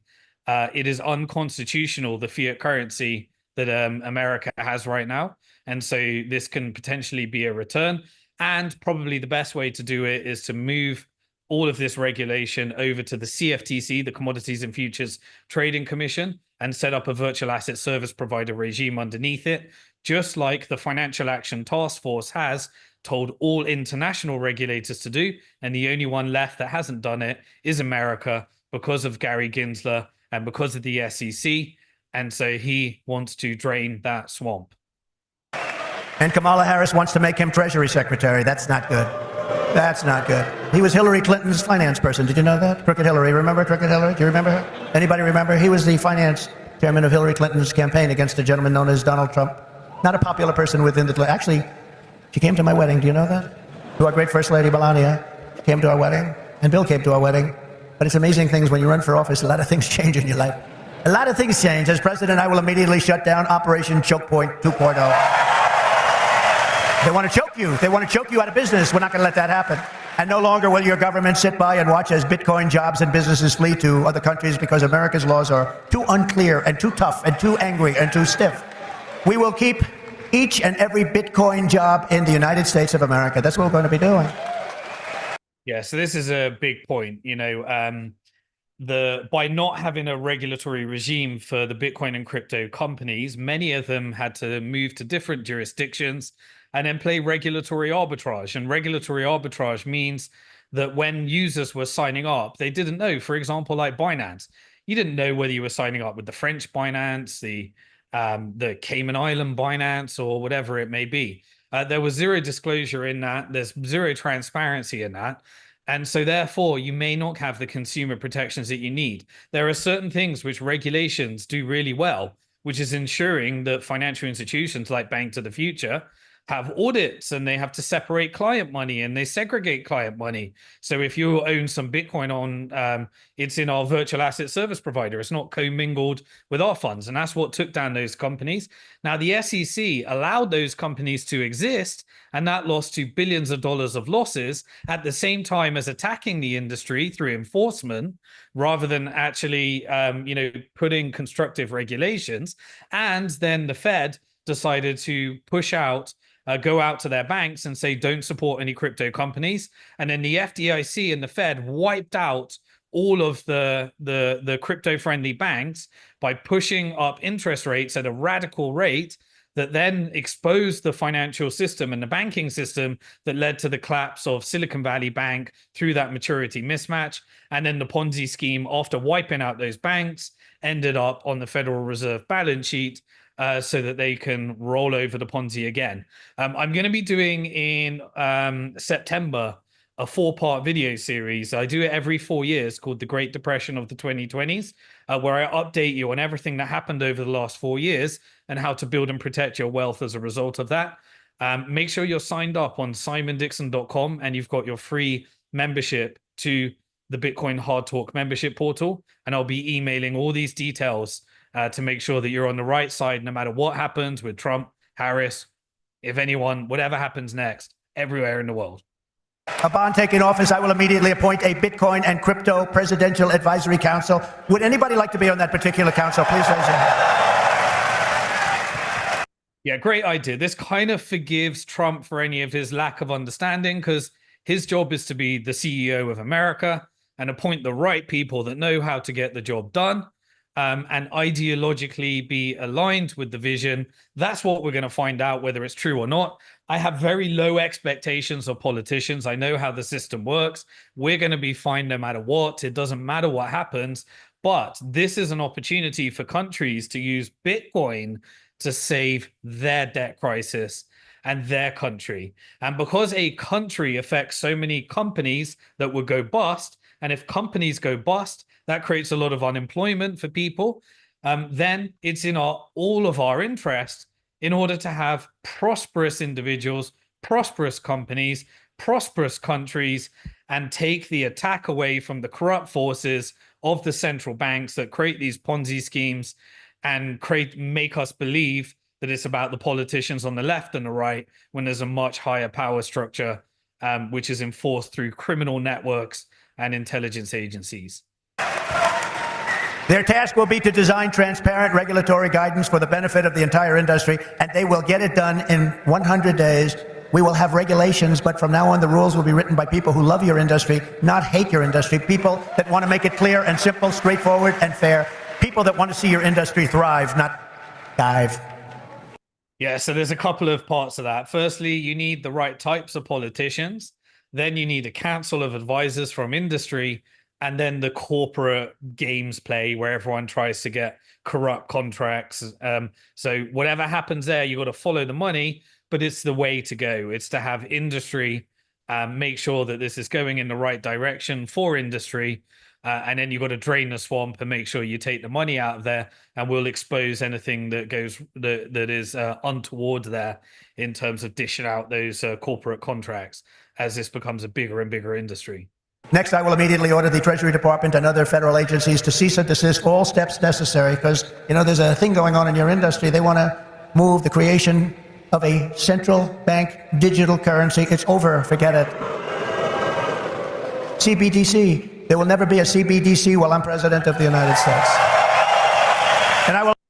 Okay, so this is important. I wrote the first published book in the world to include Bitcoin, and I covered a transition to fiat currencies, and I covered the concept of central bank digital currencies in 2011. It wasn't discussed until 2016, and then now it's, you know, a mainstream term. The most important thing here is remember that central banks are private companies with private shareholders that are implementing the policies of the European bankers that invented the system with the Bank of England in cooperation with the oligarchs and monarchies, and therefore they created the Federal Reserve, and it is a disingenuous institution. So handing over currency creation from the private banks to the central banks is radical banking reform. You could do it through private corporations, through stable coins, and you can even give back the power to create money to the government through a government digital currency if you chose.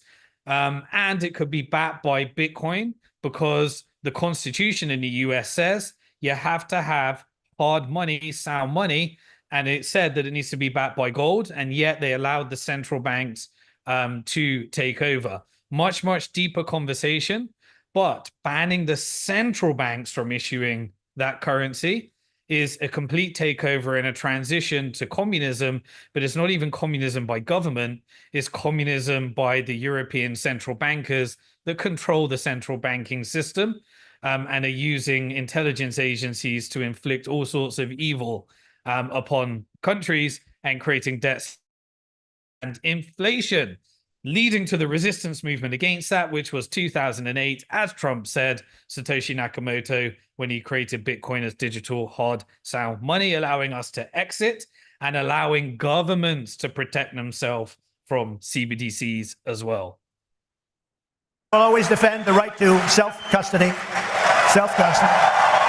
You're going to have a great industry. You're going to have a great industry, and we're going to be fuel for your industry, not demolish your industry. America will once again be a nation that protects property rights, privacy, freedom of transaction, freedom of association, and freedom of speech. We're going to we're going to go back to the old days when we were a nation that was building, not a nation that was eating itself alive from within. Yeah, so these are all really important points. The most important thing here to hold him account to, or to create the game theory with the other sides, is that you need property rights, which is the ability to own your own Bitcoin. Freedom of speech, which is the ability to spend the Bitcoin that you own with anyone that you choose without censorship in the middle. If you commit crime, then law enforcement needs to do their job rather than outsourcing it to the financial institutions, and bringing out human potential by giving people a wealth effect. And during a wealth effect, people do their best work. And when they do their best work, they invest more in other people and more causes that they care about.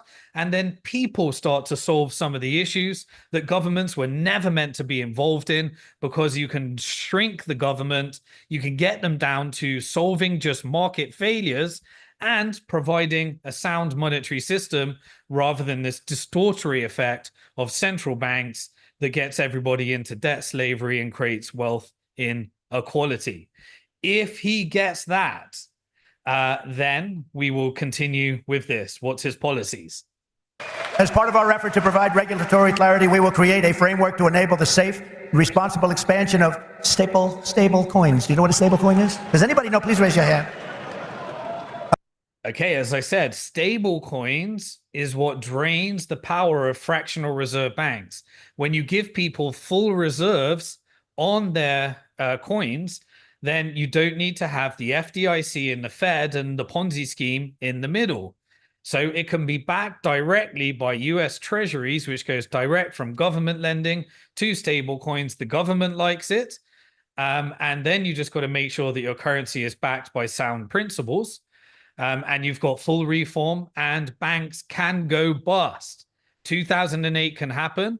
You can let the bank go bust, and you can replace it with a stable coin. or a government-backed digital currency. And then you don't need to have this continual rollover where the people pay through inflation in order to bail out the banks.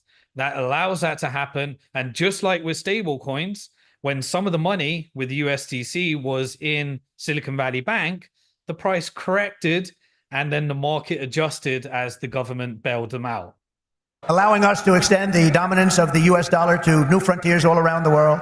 America will be richer, the world will be better, and there will be billions and billions of people brought into crypto economy and storing their savings in Bitcoin. So that's the way it is. That's pretty much the way it is. Those who say that Bitcoin is a threat to the dollar have the story exactly backwards. I believe it is exactly backwards. Bitcoin is not threatening the dollar. The behavior.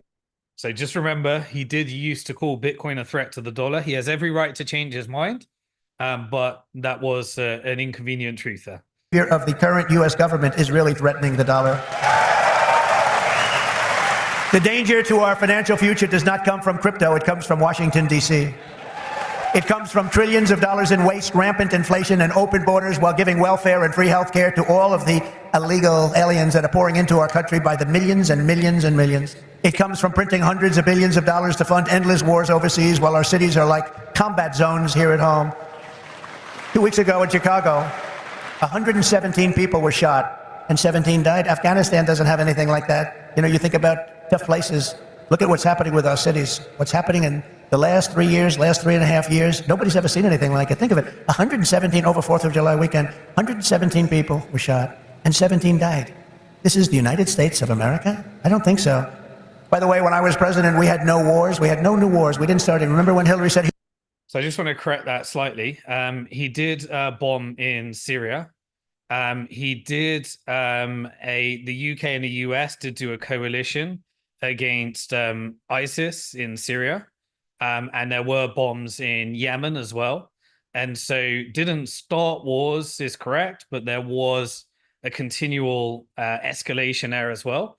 And a lot of the rhetoric right now is all about pushing, if Israel gets their way, America into a war with Iran. Now, on the left side, they want to expand NATO, and NATO means that funding more of Ukraine, which will kill more Ukrainians rather than going for diplomacy, and will feed the military-industrial complex. And also right now, there is a clear expansion with Japan and Philippines in order to expand NATO to Asia and the Middle East. And so it's not quite true. He also did order the assassination of Qasem Soleimani, and also moved over for Israel the American embassy and made Jerusalem the capital. And at the same time, while every single president in history, it was just ruled in the ICJ court that Israel is illegally occupying the West Bank and Gaza, he said that we might reverse our policy on settlements. Settlements is where Israelis are basically going into Palestine. They're demolishing people's homes. They're being given guns in order to kill Palestinians. And then their homes are being rebuilt and they're coming off buses. And we've got 700,000 illegal settlements. And US has always said it's illegal. It's been sanctioned all around the world. But Trump was the only one that said it may not be legal, which led to a lot of the escalations that we are experiencing today. So foreign policy did lead to what may be that. And he also did say that if he gets assassinated, please wipe Iran off the map. So it's not quite true, but I do appreciate and respect he has always had an anti-war policy. But we shall see if he can live up to that promise next time. We know that the Democrats will continue the status quo, which is expanding. Now, he's going to have to stand up to the real swamp, which is many of the lobby groups which paid him money. And so do we really believe that is credible? And the Fed. But he's going to ask the Fed to lower rates in order to continue the Ponzi scheme. He'll start wars. Look at his personality. No, I said my personality will keep us out of wars. But we finish off some of the old ones like ISIS, which they said would take 5 years to do, maybe more. We did it in 4 weeks. We beat ISIS in 4, because we have a great military. And it's not a woke military, by the way. Maybe some of the people on top are woke, but this is not a woke. I got to see that first.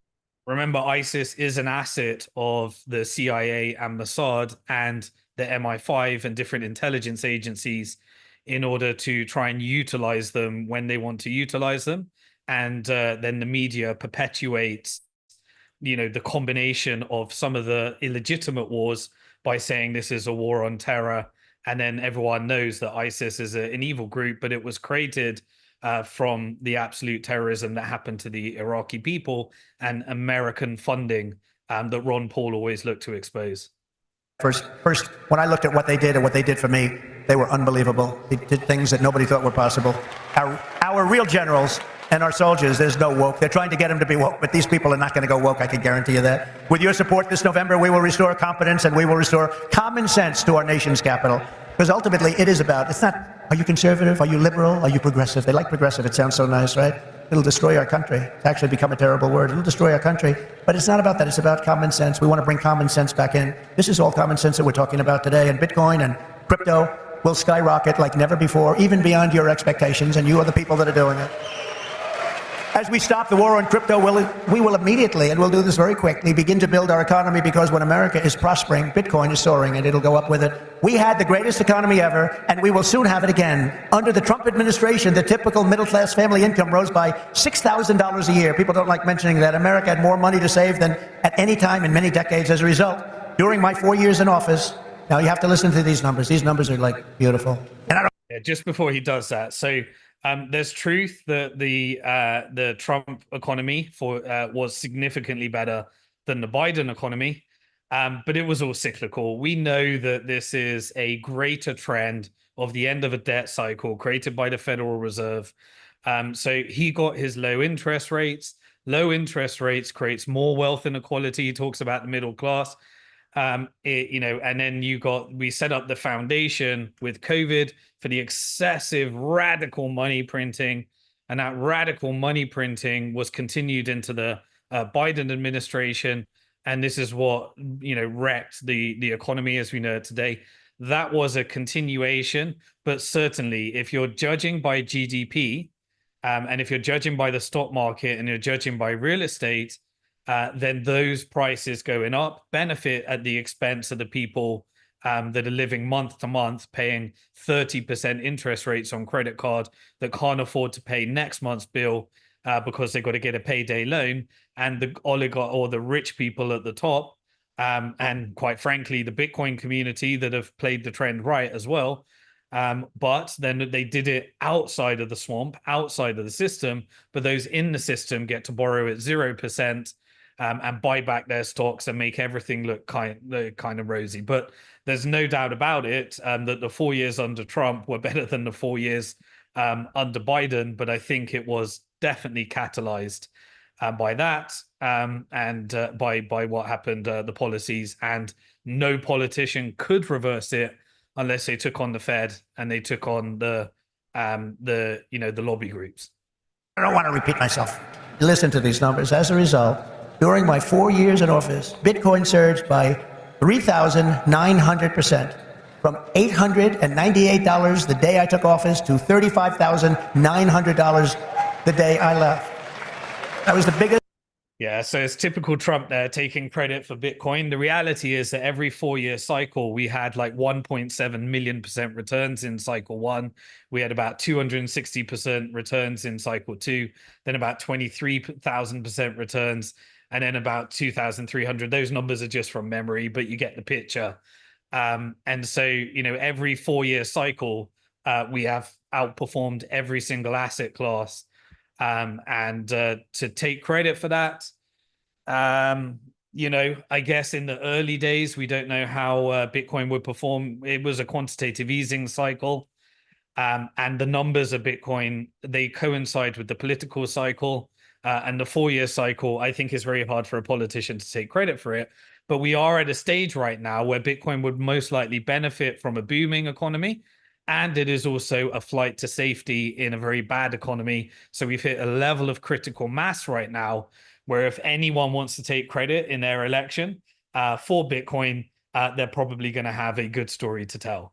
Just jump, I guess, in just about any industry. Think of that. Now compare that to just after 3.5 years of Biden and Harris, adjusted for inflation, Bitcoin is up 50%. Now, 50% sounds good, but not when you're comparing it to almost 4,000%, right? 50%. You know, normally you say, oh, that sounds pretty good. Let's not put that into the speech. No, 50% is not good. When people can't afford groceries or rent, they have no savings to store in Bitcoin. This administration caused the biggest inflation in the history of our country, and that's what's happened. Our people are being wiped out. From the very first day we take back the White House, we will replace the Biden-Harris economic stagnation with a brand new Trump economic boom. You're going to have a tremendous boom. You know, you have a lot of great analysts out there. Scott, I'm talking about you, Scott, one of the greatest of all, and others that say the stock market's going up because they think Trump is going to be elected. And if Trump isn't elected, this country's going to go into a depression the likes of what you had in 1929, and I hope that's not true, but I can understand it, and I can understand what they're saying. The stock market gain, they think, is because it looks like we're going to win the election, and I don't know what's going to happen with the election. You know, they cheat like hell, and I don't know what's going to happen, but if we win it, this country is going to be boomtown. It's going to be booming like it never boomed before. The current administration... There's only one force that can do that, because in the debt-based Ponzi scheme, you have to lower interest rates, increase inflation in order to pump the stock market, because the stock market is no longer a market. It is simply a Federal Reserve injected market. And so the only way to do that is to persuade the Fed to lower rates, which will cost more inflation and more wealth inequality and wealth confiscation. That's a fact. And so the only way to counter that is to have the ability for people to buy an asset that can counter inflation. And historically, Bitcoin has done that, which is why it doesn't really matter if you are going to do the status quo, as long as you give people the ability to self-custody their Bitcoin and get ahead of it in order for the sovereign country level to counter the Federal Reserve. Administration's economic plan includes trillions in new spending and $5 trillion tax hikes. They want to increase taxes by $5 trillion. They want the expiration of the Trump tax cuts to take place. They want a wealth confiscation tax, so that when you make all of your money that you're going to make and all of the people you're going to employ, they want to take away your money in the form of a first-time ever tax. And yeah, the reason you have to do that is because the Federal Reserve went into a partnership with the government that said, we'll give you all the money you need for all the war that you need, and then you can spend it. It comes back to we'll invest in all, we'll the people that control the lobbies. They get to launder the money through all the endowment funds and colleges and all sorts of stuff. The money then comes back. It goes abroad, comes back around, bribes politicians, and that's the system that needs to be drained. And therefore, you pay higher tax because there's always higher interest that needs to be paid on the money creation, and that sucks out money from the system. And so the Ponzi scheme guarantees that the taxes go up until they hit even 100%, which is communism. Gigantic capital gains tax that will exceed substantially in many states over 50%.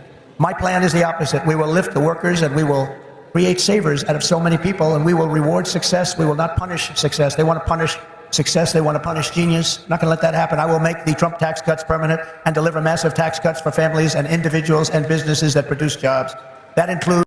So this is really interesting, because you're combating a Ponzi scheme, which the Fed has created with the dollar-based Ponzi. But you're reversing it with, can you cut taxes that allow people to spend less than they earn and save the difference in Bitcoin, and create an environment where you can save it in Bitcoin?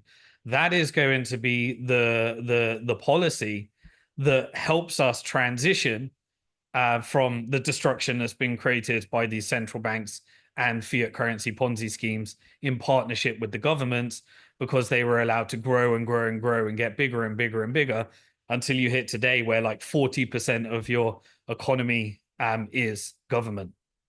No tax on tips. You know that, right? Going to get rid of the tax on tips. I will cut unnecessary and burdensome regulations, fight every day to make America the best place on earth to build a business, including a crypto business. It's going to be the best place. You're not going to have to go to China. You're not going to have to learn, gee, how do I learn Chinese? I want to learn it very quickly. I have a little granddaughter that speaks fluent Chinese. Can you believe it? And it's a wonderful thing, but it's not easy, but you're not going to have to do it. Most importantly, for our citizens, we will end the inflation nightmare that this administration has created, and we will end it quickly. It's got to end. It's destroying our country. You know, inflation. Impossible. Remember, it's cumulative inflation. Now, you may get the inflation rate down if you can lobby the Fed enough. If you can You maybe do it by actually, you have to choose between inflation and growth. You can't have stock market and lowering inflation in the current environment with this level of debt. And so what you can do is you can promise a higher stock market, you can lower rates that will lead to more inflation. And then at the same time, you can have a Bitcoin policy. But to say that the stock market's going to go up to all-time highs, and remember, it's a bit disingenuous because the price is already unaffordable for the masses. Most people can't afford their real estate or their property, and most people can't afford to buy stock. So you could get the rate down to maybe 3% when it's meant to be 2%, and that becomes systemic. But this is cumulative inflation. This is inflation off the already too high price for most people to afford. If you want prices to come down, you need deflation, and deflation is what a market would do if the Federal Reserve wasn't there, so that you can have a correction and prices correct themselves so that people can afford things. But the Federal Reserve and the governments will not allow any deflation to happen, so prices go up forever. And they've got to factor in all the debt on all the interest on the debt as well.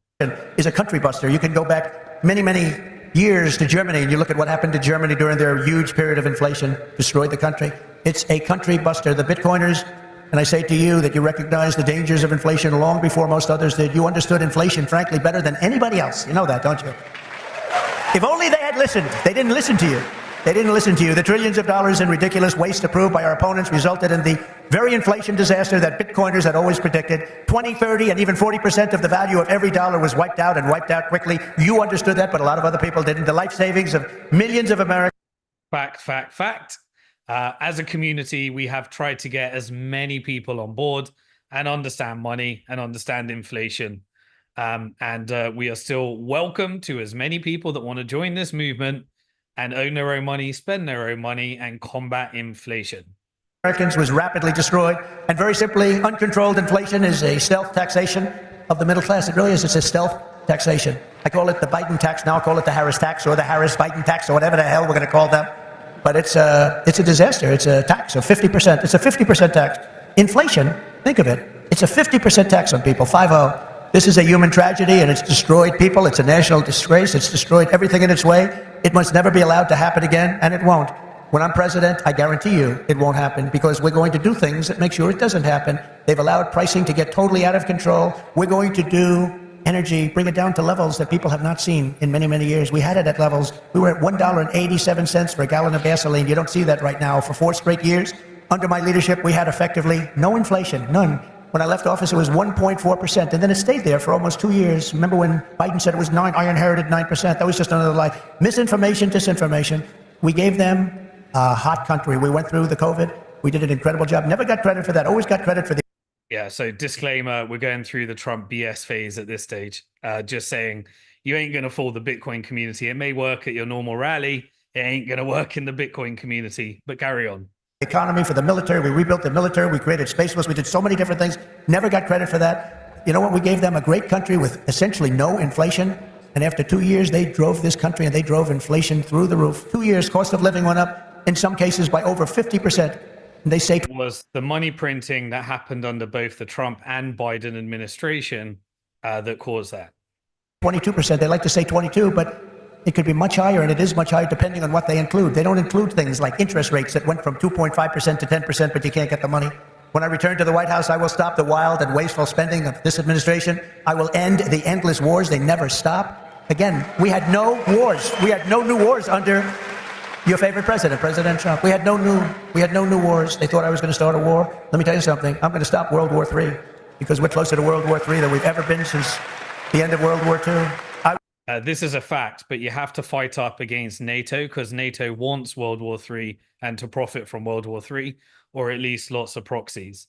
And so, as I've said, if the Democrats want a policy of expanding NATO under the guise, though, of keeping back Putin rather than negotiation, and then you've got to understand the Middle Eastern side and the Asian side as well. But this is, if he does have an anti-war campaign, I'm skeptical, because he did take the check from the Israeli lobby. So I think it escalates in the Middle Eastern side. tensions with China are really dependent upon what happens with the tariffs and the chip independence as well for AI. But he has categorically said that he'd like to negotiate with Russia and just end this Russian-Ukrainian disaster. I will seal the border and stop the invasion of millions of people pouring into our country illegally. We will totally defeat, and we will do this quickly. We will defeat inflation, and together we will bring back the American dream for citizens of every race, religion, color, and creed. We will bring it back, the American dream. You don't even hear the statement American dream anymore. You don't hear those words anymore. We used to talk about the American dream. A lot of you people are in the American dream, but you're going to be crushed if you don't elect me. I hate to tell you. You don't elect me, you're going to be crushed. You're going to say, Alice, what a mistake it was. We went for a person who has no talent. She's been a failure at almost everything she's done instead of Trump. And look at us now. We're going to move into an extremely small house from our beautiful house. But we will end the war on American energy, and we will very simply drill, baby, drill. We're going to drill, baby, drill. We have to. It's what we have. We have more liquid gold under our feet than any nation in the world, more than Saudi Arabia, more than Russia. We don't use it. We don't use it. They use it. We don't use it. We go out and buy oil from Venezuela. It's amazing. But we won't stop there. We will harness American energy in all forms. I have set the ambitious goal that by the end of my term, the United States will be the #1 lowest cost of energy and electricity of any nation on earth. We can make it so inexpensively. Because of that's a really important policy. Credit where it's due. He did achieve energy independence, create an environment. And this is where a Bitcoin story as well. If you can utilize Bitcoin in order to bring out the ingenuity of pushing the nuclear energy industry, the renewable energy industry, really create innovation around utilizing wasted electricity. This is a real Bitcoin story. And I think it's a brilliant policy. And it's something that America is perfectly positioned to do. And we'd also like global competition as well, because we certainly don't want centralization of that industry in America, but there are lots of other areas that are really on that as well. So, the whole energy side is a really important part of policy as well. And so I completely agree on that side. What we have under our feet, we can make it so inexpensively. And with low energy costs, America will become the world's undisputed Bitcoin mining powerhouse. You'll be a Bitcoin mining powerhouse. You will not have to move your family to China. You will not be moving to China. As we implement these reforms, Bitcoin and crypto will grow our economy, cement American financial dominance, and strengthen our entire country long into the future. Many Americans do not realize that the United States government is among the largest holders of Bitcoin. Does anyone know that? How about that? The federal government has almost 210,000 Bitcoin, or 1% of the total supply that will ever exist. But for too long... Yeah, now this one's an interesting story, because that 210,000 Bitcoin was confiscated from Silk Road. And the Department of Justice currently holds a 95,000 Bitcoin that was confiscated via the Bitfinex hack in 2016. In 2016, we supported victims in converting their claim into shares. And those Bitcoins are meant to belong to Bitfinex, which is a sister company of Tether. And this is just an interesting little circular flow here. There was rumors from people that I know, Jameson Lopp, shout out to you, that the lady that did the hack, the couple that did it, her name's the Crocodile of Wall Street. If you look her up, crazy story. She was actually at this conference, despite the fact that she's being sentenced for prison in either October or November. We shall find out, but she was still wandering around. So the person that stole them is set free. The Department of Justice has got those Bitcoins, but they actually belong, 95,000 of them belong to Bitfinex, the company, as well. So that immediately brings it down. And now they're being touted as being used as a strategic reserve asset, which is great. But not selling them is kind of playing on what happened with the German government. The German government had to sell their 50,000 Bitcoin, created a cheap buying opportunity for people that wanted to buy those Bitcoin, and probably marked the bottom of the market, not financial advice, in what comes next, but it will be forever remembered. And so if you remember, I always talked on Bitcoin Hard Talk about not selling those Bitcoin and that America should keep them to have a strategy for solving their debt crisis. I never imagined that it would happen this soon, that it did happen, but we manifested the whole thing into existence when we talked about it on Twitter. Then the whole community started talking about it. Policy started being written. And now we have the largest economy in the world standing up and saying that those Bitcoin wouldn't be sold if I become president. Smart.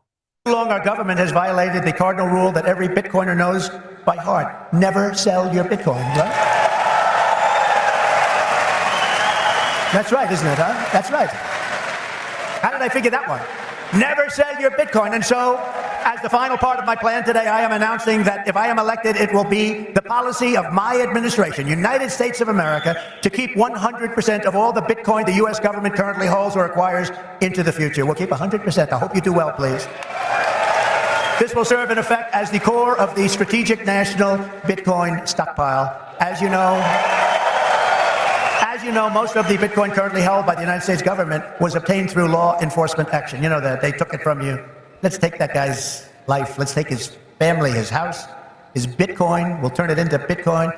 It's been taken away from you because that's where we're going now. That's where this country is going. It's a fascist regime. And so as I take steps to transform that vast wealth...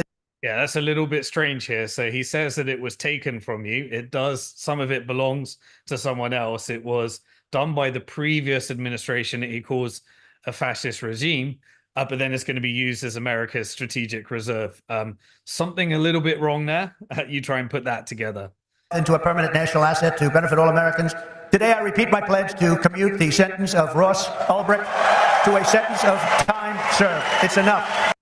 Beautiful, beautiful, beautiful. Ross Ulbricht does not deserve to be in prison for the rest of his life. Trump's made that public commitment. Bitcoin community, hold him to account. It will be a beautiful day when Ross is freed, and we look forward to having him a part of the Bitcoin community again. It's enough.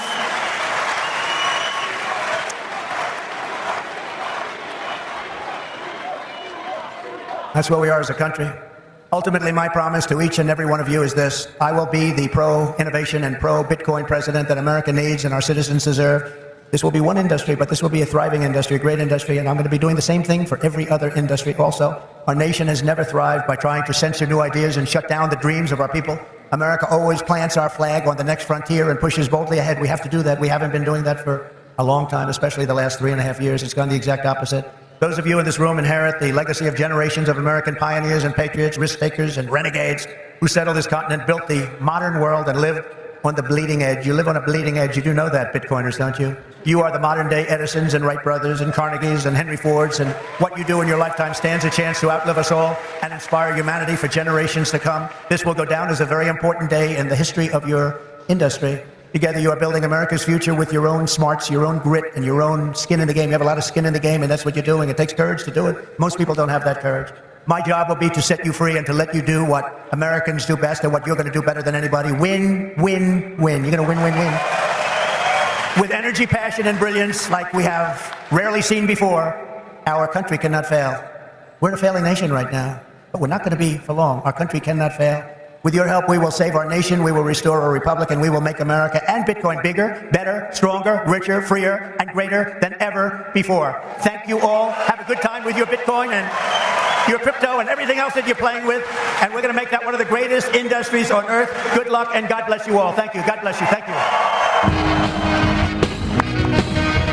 Next year, we are bringing the Bitcoin conference to the American. Okay, that's going to do it, everybody. Wow, I'm very apologetic that I took 2 hours and 50 minutes. I hope you enjoyed it. I thought I was going to do it faster. I was going to play the video a lot faster. But I believe that we are at a complete turning point in history. And I wanted to document this moment and also allow in real time you to see how these different concepts that I've been sharing on YouTube over the years. I traveled to over 50, 60 countries at Bitcoin conferences. As I said, started my first one in 2011, Bitcoin 2011. And it is remarkable where we have come as an industry from here. So it is a moment to really think about how far we have come. And here's the thing, whatever America does next, It doesn't matter. This is about America saving itself with Bitcoin, because the next presentation after this announced that there is a bill for America to buy 1 million Bitcoin as a strategic asset reserve. And Michael Saylor laid out the vision for everybody and every country that wants to do that. And the global south, if you want, or if you're a country that wants to front run that, you get to do that. And every other country that does it, you can wait or you can do it now, because here's the reality. Everybody will get Bitcoin in the end, and it will reward you more the earlier you decide. We are still early. We are still at the beginning.